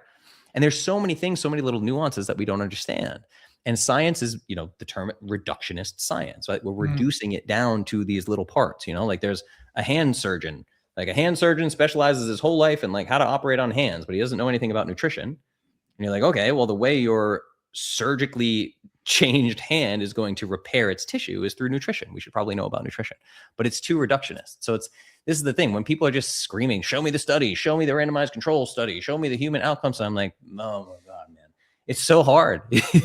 How do I have misunderstand too? They misunderstand what they really even are. Exactly. And they misunderstand what peer reviewed means a lot of times too. Yep. They'll say, oh, they think peer reviewed means an endorsement of the findings. That's not what it means at all. Yeah. It really just means that the methods were sound. And also, even in social sciences, there's a replica crisis in these studies in social sciences. So, and there's also the observer effect. Observing a process can change that process. Yep. So there's all sorts of things that make me think, you know, I don't put that much credence in these studies out there. Exactly. I'll believe my eyes, and I'll believe what like people that I trust will say, I guess will say. But Yeah. the studies, I don't put blind faith in those at all. No. And then think about the fact that when we talk about seed oils and things like that, right? Like by 1960, a full 30% of all the foods on grocery store shelves were ultra processed, and many of them contain seed oils. So we're now, it's 2020, it's gonna be 2026. We have like 75 years of the entire population eating seed oils. How do we have a control group? I mean, it's so basic. Like I actually did a video where I made a map of the globe and showed the percentage of people consuming seed oils in the world. There are no spots on the map left. It's ubiquitous. It's in everything. It's good what you're doing because you're taking a step back. Yeah. A lot of people just wouldn't think to take that step. Yeah, exactly. And it's like, it's so logical. And it's just, I think a lot of it, the reason why I'm so big on this self-love and the unconditional self-love and everything is we would get, it sounds so like Beatles, all you need is love. But it's like, man, if we could just stop fighting and really wanting to prove someone else wrong and prove ourselves right, we would get so much farther, man, to just be like, hey, did you think about that? Like, what lighting was this study done under? They're like, oh, dude, I didn't even think of that. I did it under fluorescent lights. We got to try this again. Let's do this again. Like, let's create a lab and run studies under sunlight. Can we do that? Is that even possible? I don't know. Let's try it. You see what I mean? Yeah. Like it's the same thing with vaccines. Like if I talk about vaccines, I'm immediately going to be called an anti-vaxxer and blah, blah, blah. There's pluralvax and anti-vax. And I'm like, listen, my biggest thing is informed consent. Until we know these things are 100% safe and the science is not studied on that, there's never been a true placebo-controlled group on any vaccine to show safety in children. We should not mandate injecting children with these things until we know those answers. You see what I mean? So it's like, it's not, am I anti-vax? No, I'm just saying like, if you have a child and you want to vaccinate your child, dude, 100%, it's your kids. I'm not gonna tell you what to do with your kids. I'm a libertarian more than anything else, but I should also have the freedom to make my choice.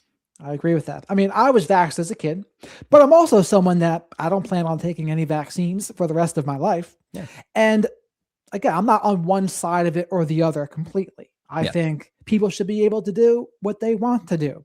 Now, the pro-vaccine people will say things like, well, oh, measles will be more of a thing and that can be dangerous. Or maybe they'll say, so you had said in one of your videos about how 90% of infectious disease deaths were lowered before vaccines came around, which I do think is true. Yeah. But the other things would be, so like for polio, for example, there were other things like becoming paraplegic or other conditions. Mm-hmm. They weren't as lowered before the vaccines came out. Sure. So how would you square that? Well, I mean, a lot of polio vaccines caused paralysis, right? So that's what you would say. Okay. Yeah. And I mean, I made a website about this, right? Is like I think there is a really big problem on social media where influencers will say things and then people will come challenge them and the influencers just fight and get really angry. Right. So I started realizing like people are asking me or trying to fight with me or be angry that I'm anti-vax or whatever. And I'm like, okay, listen, I'm just going to build a website.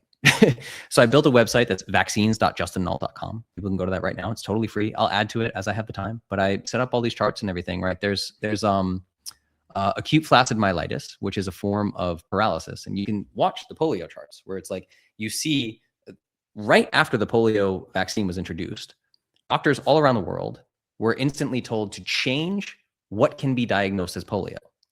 So polio used to be built on like 30 days of paralysis. Then they extended it and said, well, now it has to be 60 days. So they changed it. And then they said, if it's not that, if it doesn't meet that guideline, then you have to call it acute flaccid myelitis. So you see polio cases down in this chart, and then acute flaccid myelitis, straight line up to the same level that polio was at. So you're like, okay, well, yeah, if we introduce a product and we want the product to be a good product that makes us a lot of profit, we have to say this thing worked. One of the fastest ways to do that is to just change the name of the disease. Right? And people are going to fight and say it's not true. There's Guillain-Barré syndrome and there's acute flaccid myelitis, and they're a little bit different from polio. I'm like, yeah, they're different from polio because they changed the diagnosis, like the term, like they changed the framework that it had to match to get that diagnosis, right? And another thing, I think it's on vaccines.justinnault.com, is the Cutter incident. The Cutter incident, when the polio vaccine came out, they launched a batch of polio vaccines that caused paralysis in 40,000 children. It gave them polio. Is that true? See it. Yeah, it's 100% true. I have a map of it on the website. The Cutter incident is very famous. Like anyone listening to this right now, go Google Cutter incident polio. and you will see that 40,000 people were injected with polio and were paralyzed. The global number of polio cases was about 40,000.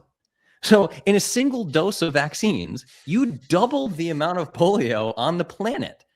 So you're like, okay, listen, this stuff is not conspiracy. We have to figure out what is going on here. We have to have better safety standards for this stuff. It's absolutely crazy.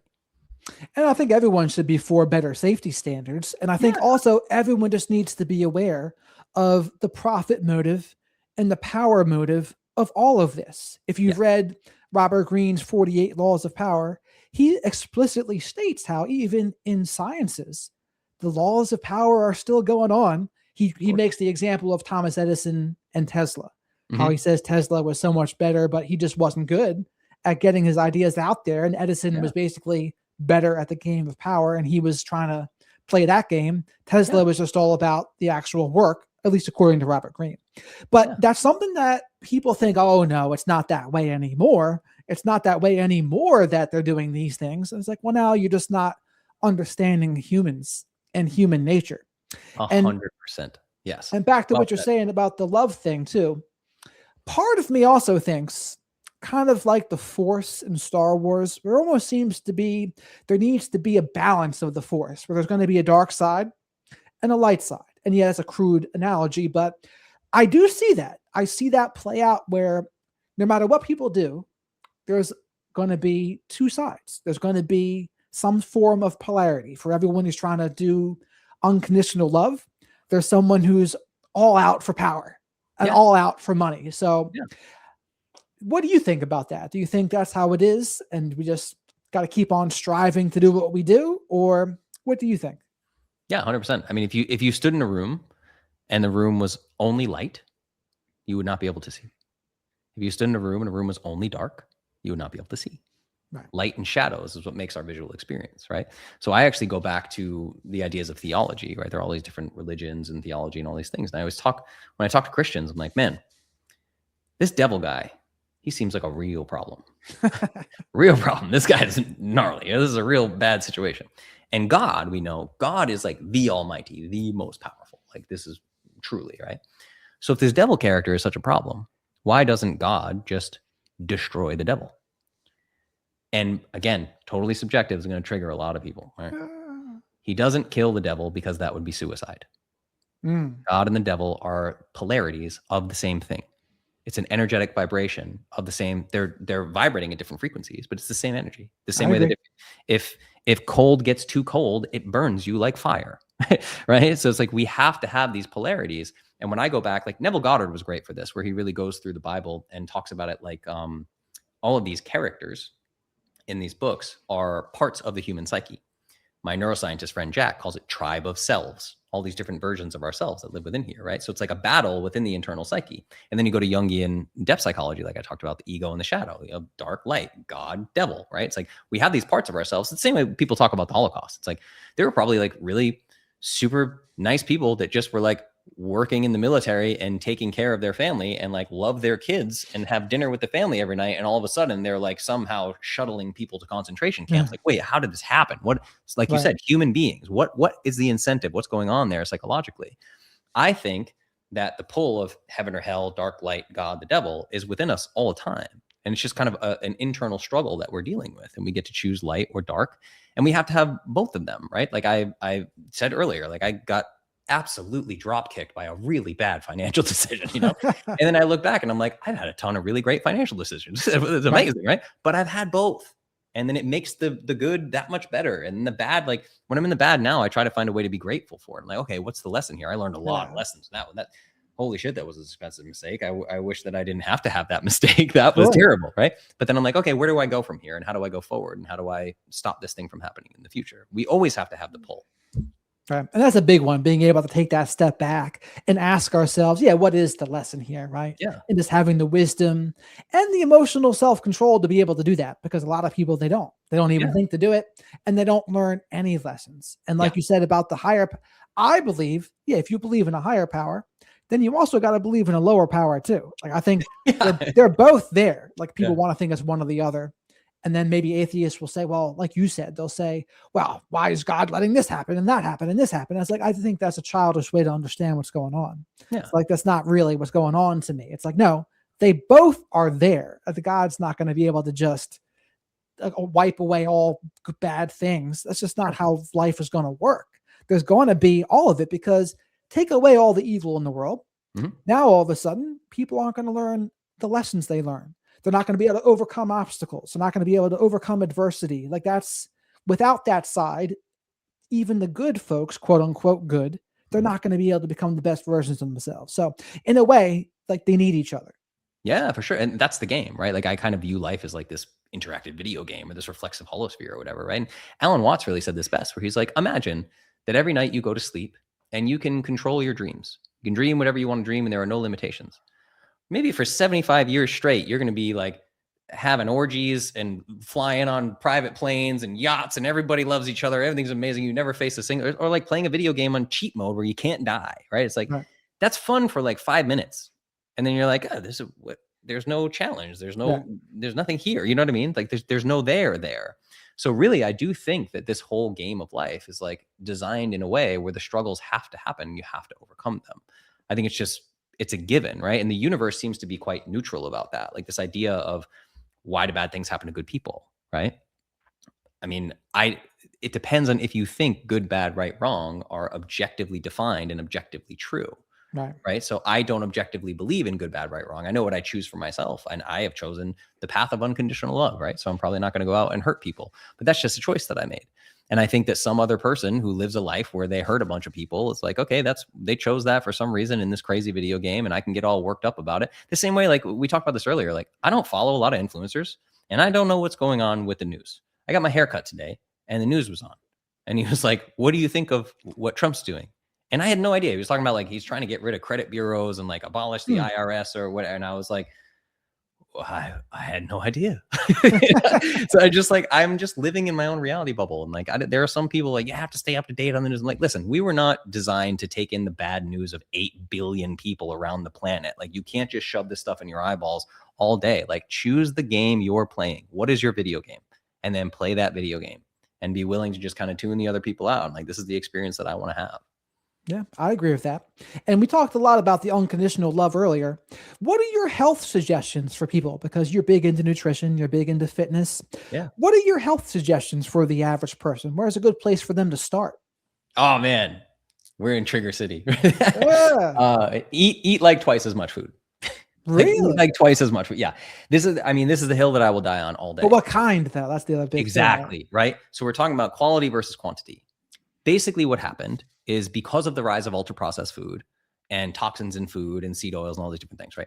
We ended up with an obesity epidemic. Like, you go to a Walmart and there's someone driving in a cart that's 400 pounds. Like, that didn't exist 100 years ago, right? Something is clearly breaking metabolic function. So what happened with that is, when everyone is just saying, okay, oh my God, we have an obesity epidemic, everybody needs to lose weight, thermodynamics, calories in, calories out, food becomes the enemy.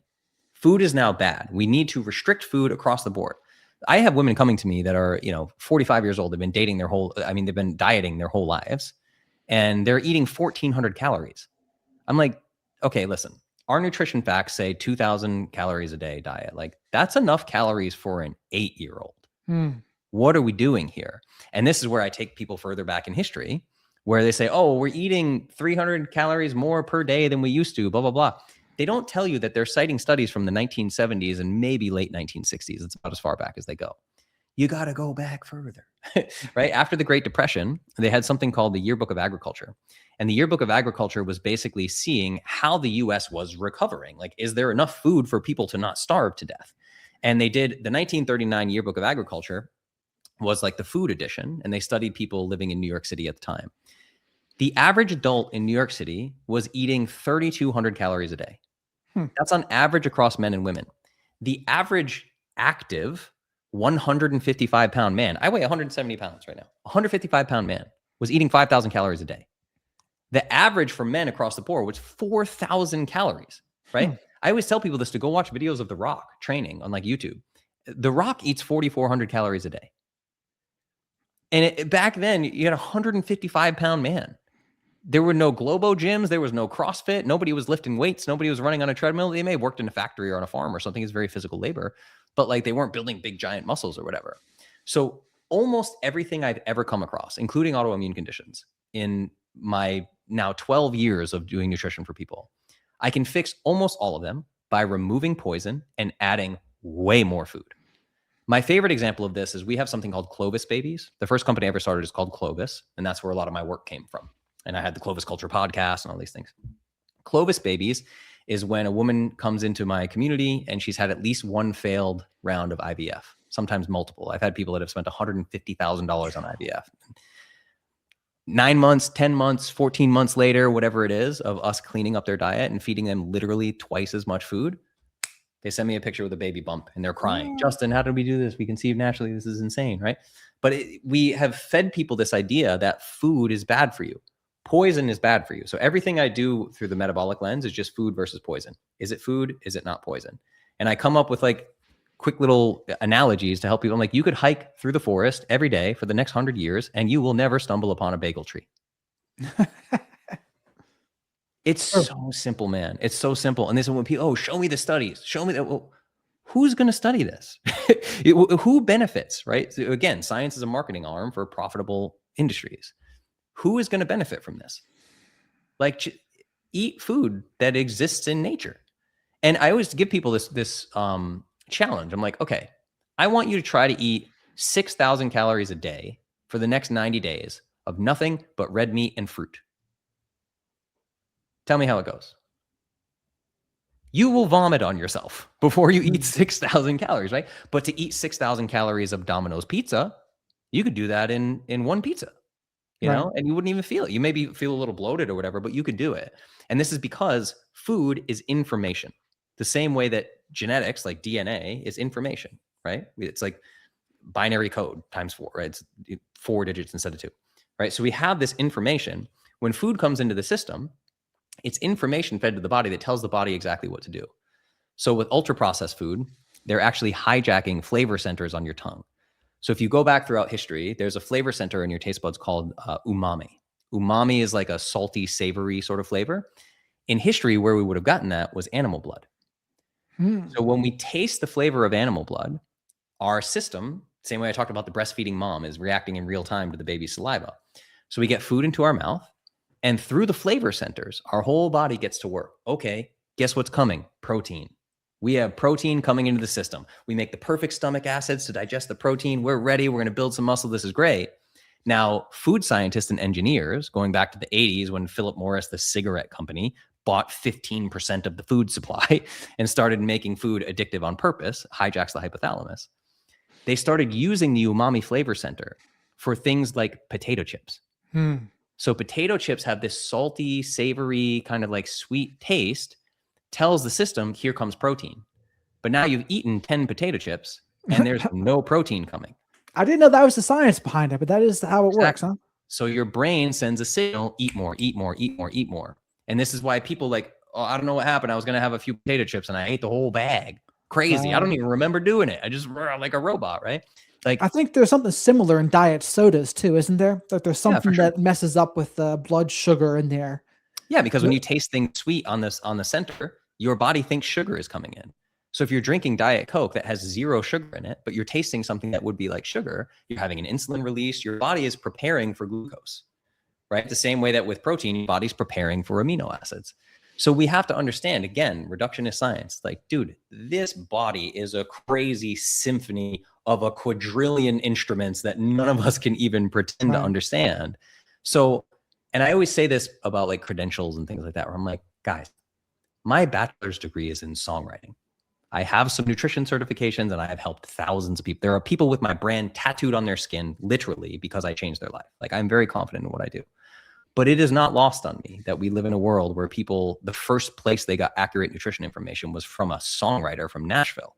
What is going on? Why? That shouldn't be the case, you know? And then he's really just saying, like, eat single ingredient whole food, shop around the outer perimeter of the grocery store. Don't buy a bunch of stuff that's in a box full of red dyes and pesticides, and get some sunshine in your skin and go for walks. If you want to lift weights, cool. Lift something heavy 2 days a week. It'll be great for you. But don't go 6 days a week, 2 days, 2 days of CrossFit like I did. You know, it's health and wellness is unbelievably simple. And all of the industries have made it the most complicated thing on the planet. People are confused all the time. I think people just don't want to believe that some of the things they've done is as sinister as it can be. Yeah. And I also say the same thing with doctors and even in the psychological fields. A lot of the propaganda is built into the curriculum. One of the best ways to pass down propaganda is to not let someone know it's propaganda. Like they're just learning it like it's regular education, but they don't stop to take that other step back. Oh, what am I learning here? Is this part of the propaganda, what I'm learning? But they don't stop to think that a lot of times. And I think they just become a cog in the wheel. They learn what they learn. And a great example of this was, I'm big into supplements. I don't know what you think about supplements, but there was a nurse who came up to me and smoking a cigarette. And she said to me, those supplements are bad for you. I'm like, who told you that? Who told you that? Your big pharma school told you that? Your medical school told you that? Nursing school told you that? It's like, think, and then you hear it smoking a cigarette. That's not bad for you, apparently. But my supplements are bad for me. So it's like, you got to take that step back to say, who's teaching me this? What are their motives? What are their goals? And just ask yourself those questions. Asking questions and knowing the right questions to ask is super important. 100%. My favorite example of this is, everybody knows about pyramid schemes, also known as MLM marketing, right? Like one of the most famous of all time was Herbalife supplements, right? Oh, I know. So when you think about it, the business model that supplements learned, particularly pyramid schemes and MLM models, they learned it from big pharma. So like if you're at the PTA meeting and Janice from down the street, she's like, come to my house on Friday. We're having an Herbalife party. And you're like, okay. And you go to their house and she's going to put a VHS tape in, and it's going to be all these people in lab coats that are like, Herbalife is the greatest supplements in the history of the world, and it'll solve your blah, blah, blah. And then they're going to show you testimonies of somebody, this supplement changed my life, right? And then they go, cool. Do you want to buy some Herbalife and help me sell it to other people? Right? They're a sales rep. Yep. They got that model from Big Pharma. Big Pharma is just the most successful to ever do it, because they were able to literally hijack universities and be like, this is coming from the almighty on high, the perception of authority that we have, that is medical school. Medical school's job is to sell pharmaceutical drugs. That's the game. It's the reason why Rockefeller invented allopathic medicine, because he created petroleum-based pharmaceutical drugs, and we've had that ever since. So when you understand it, when you look at it that way, like, just understand you're in a marketing funnel. And the doctors, I never attack doctors, because I think that most doctors became doctors because they wanted to help people. And we were all programmed as good little boys and girls in school that, like, the doctors help you. And like, if I want to help people, I'm going to go to medical school. So then they go and they pay hundreds of thousands of dollars and go into crazy debt to become, like you said earlier, a disease expert, right? They didn't become health experts. They became disease experts. And now their job is, they are a sales rep for pharmaceutical drugs. That's what they're doing. It's the same as Herbalife. But we look at Herbalife and be like, oh, look at those quacks, those supplements are dangerous. You're like, they got the model from medicine. Like, this is where it came from, And it's just being able to, I actually think that the reason we have this world now where there are so many influencers in health and wellness that don't come from the medical industry is because we didn't receive that level of propaganda brainwashing for 4 years of just like, this is the God, and you paid $500,000 to come here, so you better believe in it, right? And then you're, okay, yeah, I'll write these prescriptions. Like, it's so crazy. I mean, it's funny to me how people will probably come at you and act like you're the problem, but they'll neglect all of the things that people who did it the quote unquote correct way. Oh, you did it the traditional science way or the big pharma way. And they'll ignore all of the negative outcomes that happen in those situations. Look at the drugs like Xanax, Klonopin, Adderall, Ritalin, fill in the blank of the opiates, prescription drugs. All sorts of negative consequences can happen from them. They can be extremely dangerous. And they'll say, well, the dose determines the poison. But it's like, well, guess what? If you're taking a milligram of Xanax a day, you are addicted to Xanax. You're dependent on Xanax now. But they put things like supplements or things that you say under a much more intense microscope. And they judge it and put it under intense scrutiny while kind of ignoring what Big Pharma is doing, while ignoring the other things that the people who are in the food pyramid and how they're telling you those things. They have different standards which to me is so clear to see. Yeah. But I think what also happens is you give people a little bit of money to be a good cog in the machine. That gives them their house, their 2.2 kids, and the white picket fence. They'll be willing to overlook a lot of things when their paycheck and what they've been taught is dependent on that. They'll think, yeah, well, I'm okay. I'm making over 6 figures a year, maybe making a few $100,000 a year as a doctor. Yeah. They're just okay. They don't want to question the system. They're in the business of keeping the status quo at that point. Yeah. And what's on the other side of that? It's like if they decide they have to uproot their life and everything they believe, that's a very scary thing to do. And fear is a very strong driver to keep people doing what they're doing. And the supplement thing is, you know, it's interesting because you found me through talking about influencers, but I've been making content for 12 years now. And I got into this and out of the music industry because my niece was born terminally disabled. She was having over 300 seizures a day. She was given less than 3 years to live, was put in the pediatric ICU within the first 7 days of life. They put my brother and his wife on antidepressants immediately, like, your child is going to die. And then my whole family, we like lived in the pediatric ICU. And eventually they had to make the challenging decision of when a child can't eat or drink, they install what's called a G tube. They drill a hole in the stomach and they feed the baby through a tube. So the ketogenic diet in medical settings is for the suppression of epileptic seizures. They use what is now the keto diet. Now, this was 11 years ago. So this is before the keto craze and everything. The ketogenic diet was being used to suppress seizures in children, infants, toddlers, whatever. So they put Savannah on a ketogenic diet, but the way that they do this with the feeding tube is with a baby formula. Now, that baby formula is called KetoCal. It's made by Danone, which is a for-profit big food company, and yet our tax dollars subsidize that formula and put it in every pediatric ICU in the country, and they start giving this to Savannah. Now, I knew enough about nutrition at the time to be really annoying to doctors. And ketogenic, high fat, low carb. So I look at this formula. It's certainly high fat, low carb. The fat source is all hydrogenated vegetable oils. And then there's cornstarch, sugar, artificial flavorings and sweeteners when like it's not touching taste buds. Why would you put that in there? And then the vitamins that they had were like synthetic forms of vitamins, like they're using folic acid instead of like methyl tetrahydrofolate or whatever. It's a little nerdy, but like, yeah. So they're just using these weird, I'm like, this is toxic sludge. Why would you put this in a baby? And I brought it to the attention of a Vanderbilt neurologist in Nashville. And he goes, looks at the ingredients and goes, I never thought to check that. And that was it for me. That like I went on a warpath. That's how my podcast started. I went home and I created with food dehydrators and food processors. I made a baby formula by dehydrating paleo superfoods. And then I had read The 4 Hour Workweek by Tim Ferriss. And we started giving this to Savannah through her G tube. The neurologist approved it. This is great. And then I actually read The 4 Hour Workweek and I added a bunch of collagen protein to it and launched my first product and started selling a protein powder to CrossFitters that was 100% whole food. Like this is just whole foods in powdered form, nutrient dense whole foods in powdered form. So you get a high concentration of like collagen protein and MCT oil and turmeric and all the things that I put in it. Right. But that's how I got here.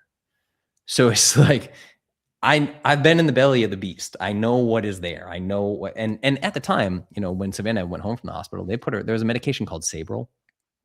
That's an anti-seizure medication because the ketogenic diet did not work for her. She was not epileptic. So unfortunately it didn't work for her.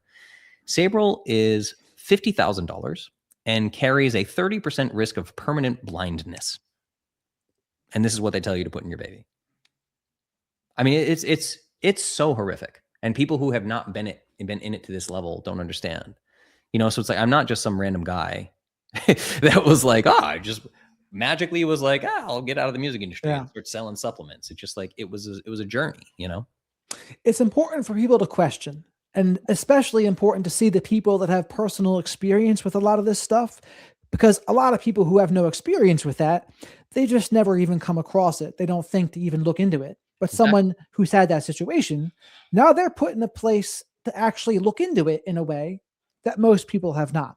And to further prove the point here that some of these people don't have good intentions, could you tell the story about Kellogg, if you remember that?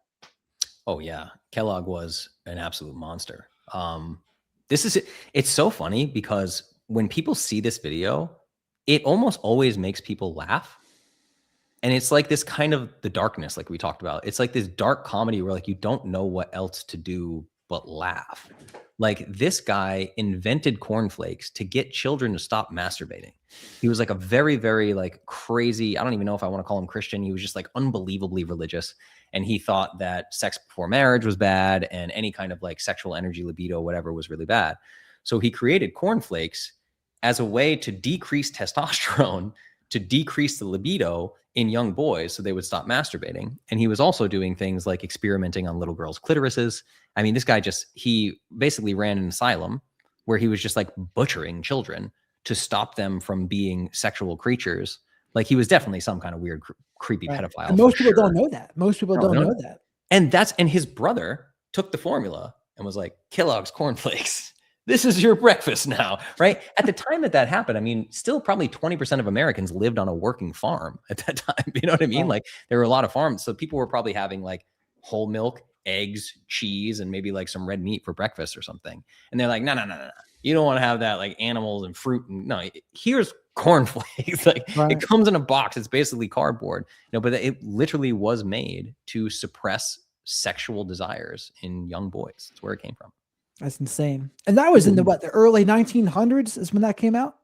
I don't remember. I wish I did off the top of my head. I think it was around then. And then it's only gotten worse since then with all the endocrine disruptors everywhere you see, the things in the soil, the things in the foods, the chemicals they pump the cows and the chickens and the pigs with. It's just, when you look in, it goes deep. It goes deep. And a lot of people just don't even start to even look down this rabbit hole because I don't think they want their worldview questioned. No, they don't want to have to overturn the table. And it takes extreme ownership. That's the other piece that I like, all of these things that we've talked about today, you can opt out of them at any time. I don't have health insurance. I don't have a 401k. I don't have a job that pays me a salary. I have my own businesses. There's a store here in Austin called Local Pastures, and I go there and all of their food is from local farms delivered to this place. So I'm like, I'm not playing with pesticides and all those nasty things. Like, just, I do, my family, we have a catastrophic plan. So if I got hit by a bus, like my deductible's $6,000 or whatever, but if I broke every bone in my body, I wouldn't like be charged $500,000 or whatever. Right. I choose my own doctors. I use functional medicine doctors when I need a doctor. I pay them pay out of pocket for everything that I do. Right. Like, opting out of the systems is more challenging. It requires more intentionality, but you can opt out of these systems at any time. You don't have to participate. And that's where someone like the Amish, I think they've opted out of a lot of these systems, right? I don't think they do vaccines. They don't do a lot of things. And they would be a good case study for people to take a look at and say, okay, well, how are they doing? They've opted out of a lot of these things. They're in America. Is there anyone who lives in a way that they live? Like, it's almost like they're living back in time. Like, I live by there. Yeah. And so it's like less than 2 hours from my house. And you'll see them in their horse and buggies. Yeah. And they have them on the street. And it's almost like you're going back in time a little bit. But it'd be a very interesting case study to examine how they're living, their health outcomes, and what happens to them. Yeah. Well, it would be a very interesting case study if the incentive was to actually figure out what's causing the autism epidemic, right? Sure. This is the thing. We pretend these incentives. It's just like, oh, of course, mainstream medicine is trying to figure out the cause of autism. Like, no, one, they keep expanding what can be diagnosed as autism, right? Like, you talk, like my fiance is a literal genius and she's on the autism spectrum. So there's her, who's been a very successful person in her work, in her life, and she's an amazing entrepreneur and all these things, right? She did really well. Then there are like nonverbal autistic children who are like bashing their heads against the wall and like biting their lips and like doing self-harm and everything. They really kind of I explained this on the website I created, but they really like opened up the spectrum of autism to account for so many things that if one were a conspiracy theorist, thought experiment, I'm not saying this is true, you could say they're doing that to hide the harm done by what vaccines are causing. So we can't fairly call you, Jared, and my partner, Megan, and a child who is bashing their skull against the ground and biting their lip till they bleed and can't communicate and blah, blah, blah. You can't call those the same thing. Why would you call those the same thing, right? They're two very clearly different things. Right. That's the thing with autism in general. There is no blood test for autism. Right. There is no way to measure your neurotransmitters or hormones you can measure, but that's not as related to autism. They say autism is related to the GABA system in the brain. Mm-hmm. And so, but there's no cut and dry way to do this. Just like with personality disorders, there's no cut and dry way to do it. Yeah. But also to note, I'm not sure if you've heard of this, but have you heard of Miracle Mineral Solution I have. Yeah. and DMSO, Yep. where it's basically DMSO mixed with chlorine dioxide? Yep. And I use some of that as a mouthwash sometimes, but I'm curious your thoughts about that before I go on about it. Yeah, well, I'm familiar with it, and I watched. There was a documentary, I think, or maybe one of those things is like on YouTube or something. But I watched like an hour-long video on it, and then I read like a PDF on it. So I'm certainly not well versed in this at all. But I do know that it has received a tremendous amount of backlash of like, you're going to poison your child, you know. But no, I certainly cannot speak to it as an expert in any way. Well, I'll tell you, the reason why I mentioned it is because I take a lot of supplements, but when I started using that as a mouthwash, because I had a gum abscess, I wanted to try to get rid of it naturally. And I found that, and I wasn't looking for it. It's just something I found by accident. But when I started using it, and I used it as a mouthwash for like 60 seconds, and it had the miraculous side effect of really improving my mood, making me more articulate. And then I quit drinking because of it too. Like before that, I would drink, on a regular basis, not every day, but it was a part of my routine. Like once every 4 to 5, 6 days, I would go in a little binge drinking session. I started doing that. That desire went away from doing that. And I think it maybe splices with some of the other supplements that I take because they say it's a oxidizer. So it oxidizes the system. But whatever it is, it completely changed my life. And all I hear about it is people talk about it on Reddit. They'll say, oh, DMSO is so bad for you. And the Miracle Mineral Solutions really just bleach. It's like, nah, if you look into it, that is in water. Like there's a little bit of chlorine dioxide in everyone's water. It's just not very much. Right. Yeah. And that's how you buy this. You have to make it on your own. You buy sodium chloride and citric acid. You mix them together. It's a water purifier. That's what it's for. But it also makes chlorine dioxide. And that's how you get it. But the way people talk about it is very telling because they're like, oh, you're drinking bleach. It's like, no, not quite. Not quite. If I don't consume it. I just use it as a mouthwash. The DMSO transfers it through into the bloodstream. And for me, it's helped. I don't know, maybe it has long-term negative consequences. I don't know. But the guy who invented it, Jim Humble, he lived into his 90s. Wow. And it's very telling to me how much they try to demonize people like him. Yeah. And they'll say, and I think his sons, they were selling something and they try to like crack down on them and get them into jail. It's like, why are they cracking down so hard on these people that are just giving people another solution? I don't think they're telling people, no, you should be doing this, do this now. Right. No, for people that are looking for a different kind of thing, it's there for them. And so why not give them the freedom to do that? Yeah. I mean, it sounds a lot like the crackdown on ivermectin during COVID, Exactly like that. It's, and that's what I'm saying is like, you always like the cliche term of follow the money is like, if the incentive were to really figure out what was causing autism, when you brought up the Amish people, and I put this on the website I created, is the autism rate in the Amish is less than 1 in 10,000. And what's crazy is the rate of autism they have in the Amish community when it appears is a child who was born outside of the Amish community in traditional hospitals, was vaccinated, and then was adopted into the Amish community. And okay, wait a second, right? So the number in the US and America is 1 in 36 children now born autistic.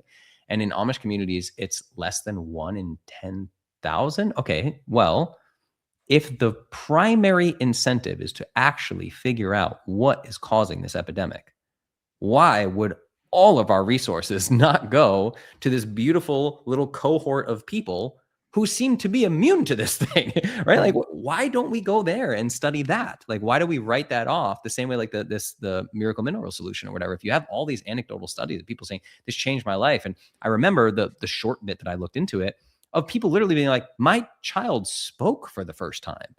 And you're like, okay, we can write this off as quackery because it makes us uncomfortable, or we should probably pay attention. Right.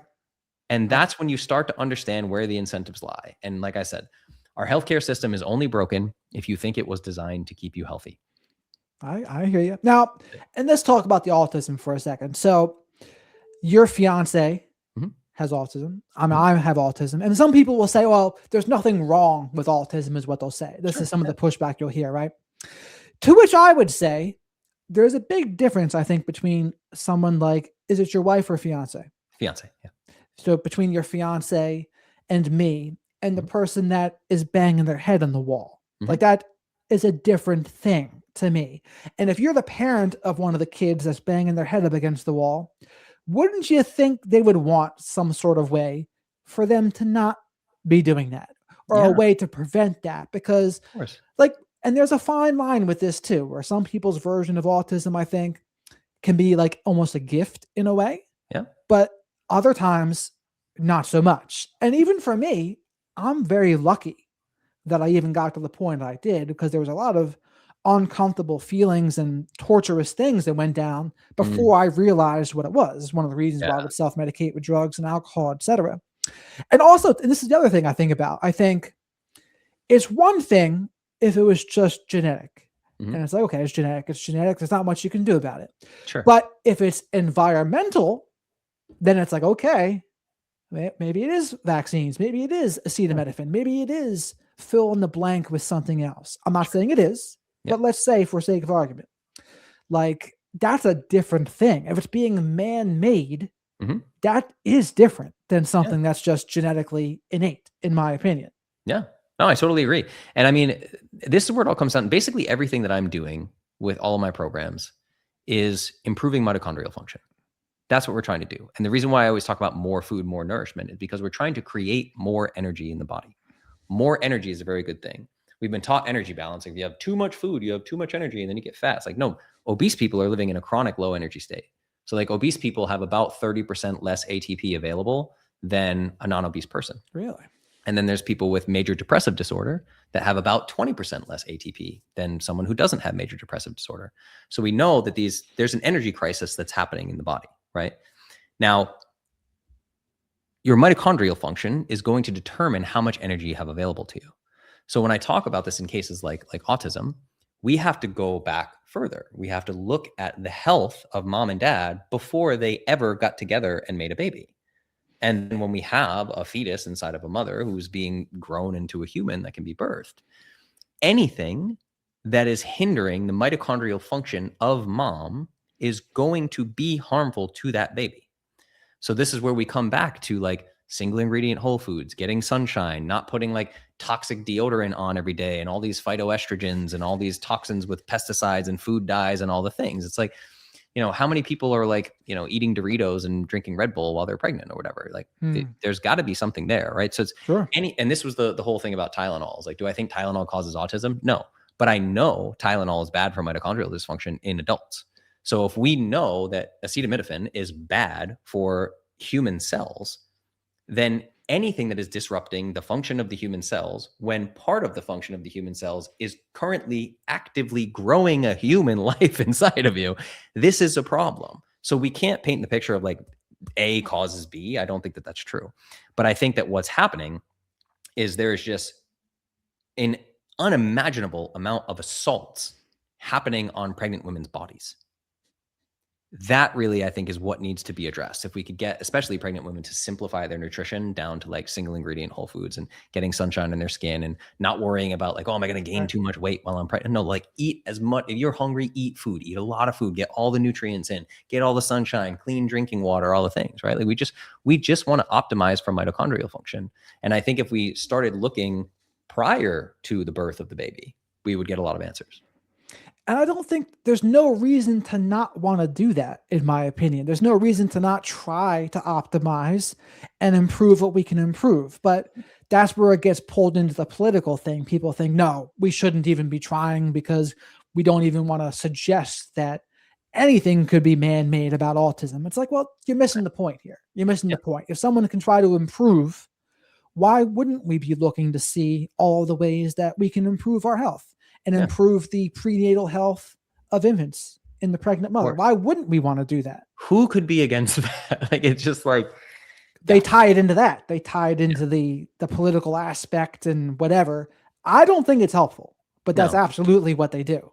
Well, and then they'll tie it into terms like privilege. It's like if someone lives, someone lives in a food desert where like they're, you know, in a low income neighborhood where there are no nice grocery stores around or whatever. Like there's a lot of truth to that. Like there are a lot of problems that need to be solved in the US in terms of getting healthy food to people, which is why I say it's so crazy when somebody like the mahy movement can get massive food chains to start frying their food in beef tallow, or get McDonald's to, you know, contribute $200 million to regenerative agriculture, or like get food dyes, like massive food manufacturers. Like by 2026, we'll pull all the food dyes out. Like Coca-Cola, so they're going to go back to doing a cane sugar version instead of high fructose corn syrup. Like all these things that seem like, oh, like people like kind of poo-poo it or write it off. I'm like, no, this is huge, because what we're doing is we're making sure that nutritious foods can get to the people that need it the most. I really think like the lowest hanging fruit we could possibly do in terms of upgrading all of society as a whole is making sure that people have proper nutrition for their entire lives. The pregnant moms and then the babies when they're born. And like, you know, that's the other thing too, is moms that are tremendously malnourished have a very, very hard time producing breast milk. So then very early on in life, their child ends up on formula, which is full of seed oils. Like, what are we doing here? You know, so it's like, you just have to look at incentives. The incentives usually tell the whole story. Right. And that's where everyone eats. So diet is a great place to start, in my opinion. Totally. Now, the last thing to go over here, young men. There's so much talk about young men right now and the struggles that they have. I've been seeing Scott Galloway, if you know who that is. He's been on Oprah's show. Cool. What do you think about that whole thing right now where young men are struggling? Yeah. I mean, I think, again, when we go back to millennials and Gen Z, something I don't think is being taken into consideration is screen time. I think screen time is a really big deal. I'm 39. Like I said, I was really the first generation. I remember being like 12 years old, like right as I'm coming into puberty, and all of a sudden high-speed video porn is available to me. I can open 30 tabs, any kind of kink on the planet, where like I never would have been exposed to this, right? Like, it was really bad for me and bad for all my homies, like all the guys I grew up with. Like we all struggled with this, you know? And I think there's so much happening. And I always say this with like these lights in here. Anyone who's in their house right now with, you know, recessed lighting or a lamp or their computer or whatever, put your phone in slow motion and video those lights and then watch it back. And it won't look like a solid light that you see. It'll look like a strobe light, because these lights are flickering like 1,000 times a second, right? And blue light is very, very damaging to mitochondrial health, to biology in general. Something that I don't think we're taking into consideration is from the time children are basically infants, like people are using YouTube and tablets and all these things, like kind of like a babysitter to just like keep the kids quiet. You go to a restaurant and you see like a 3-year-old sitting there with a tablet to just be quiet. That's really horrible for your biology. It's really bad for energy production. So you end up with kids that are teenagers that have a lot of mental health disorders, or they're playing a lot of video games, or they're constantly on social media, the blue light, they're never outside, they're never getting sun. Then they're eating ultra processed foods on top of that, right? So you have this situation where like men are not even really becoming men, because their hormonal cascade is so off. Their hormonal balance is just like, they're really not like men used to be, right?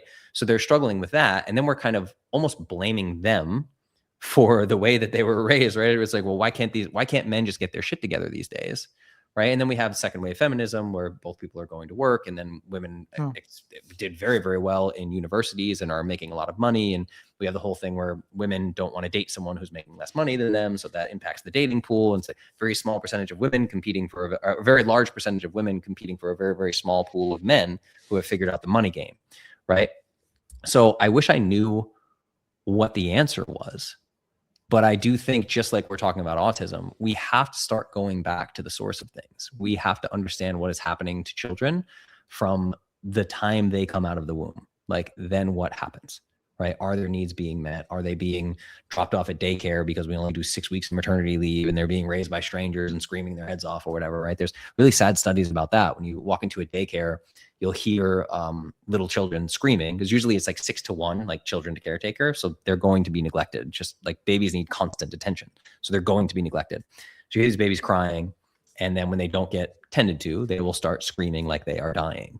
And then when they don't get tended to, they just go silent. And they are in a full-blown sympathetic fight or flight, like they are having a trauma response. They are in shock as a little baby. And you don't know what's happening. And this is happening to them day after day after day after day, right? So really, our societal structure is not set up in a way that's going to build what I would call capable men. And it's very hard. How do you unring that bell? I don't know the answer. I wish that I did. You know, I work with men now, but most of the men that come to me and hire me, I mean, the youngest guys that are hiring me are probably 28, 29. These are usually guys that did like crypto trading. So they got very rich very quickly, almost by accident.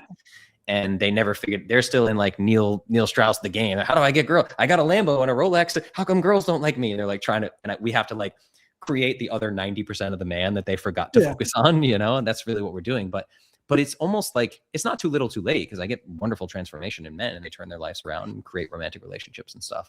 But we got to start going back to the source of things, man. We really have built a society that is just not only anti metabolic health, but straight up anti mental health. I mean, I could see that. And it starts with the first steps, right? You start somewhere. Yeah. I think the hormone profile of men, if you have that off, just look at the reduced testosterone over the last several generations. Yeah. That's going to leave a mark. I mean, that's a big thing. Your hormone levels determine a lot of how you see the world, your mood, all sorts of important things. So that's one side, neurotransmitters, mind, body, spirit stuff, all of that plays a humongous part. So I think it's important for people just to start somewhere. Start somewhere with your health and then take it from there. And I think that's a good building block to go from, because it's not going to be a one size fits all solution, right? Depending on where you are, you might need a little bit of a different approach. Yeah, 100%. And I mean, it really starts simply. I always tell people this. My Instagram handle is at Justin Gault Official. Go to Justin Gault Official, send me a DM and just say food list, and I will send you a foods list. It's a free foods list. It's 110 foods to choose from that are single ingredient, nutrient dense whole foods. And then at the bottom, I tell you how you can actually shop for items that are in boxes and packages by reading the ingredients and say, okay, is everything on this ingredients list an individual? Because you can combine individual ingredients into amazing foods, right? So you have so much variety. And I'm telling you, like, without hiring me, without hiring anybody, just like download that food list, use it as your grocery list. Don't eat anything that's not on that foods list. And in 90 days, your life will completely transform. The way you see the world will be different. I guarantee you. And how can people work with you if they're interested in doing that? Same. DM me on Instagram. Instagram is definitely my most active platform. The biggest following right now, I think, is TikTok, but I'm far more active. Really? On Instagram. TikTok is a lot for me, man. Yeah, I think there's like 405,000 followers on TikTok, but it's like the DMs and the whole experience of TikTok is a lot.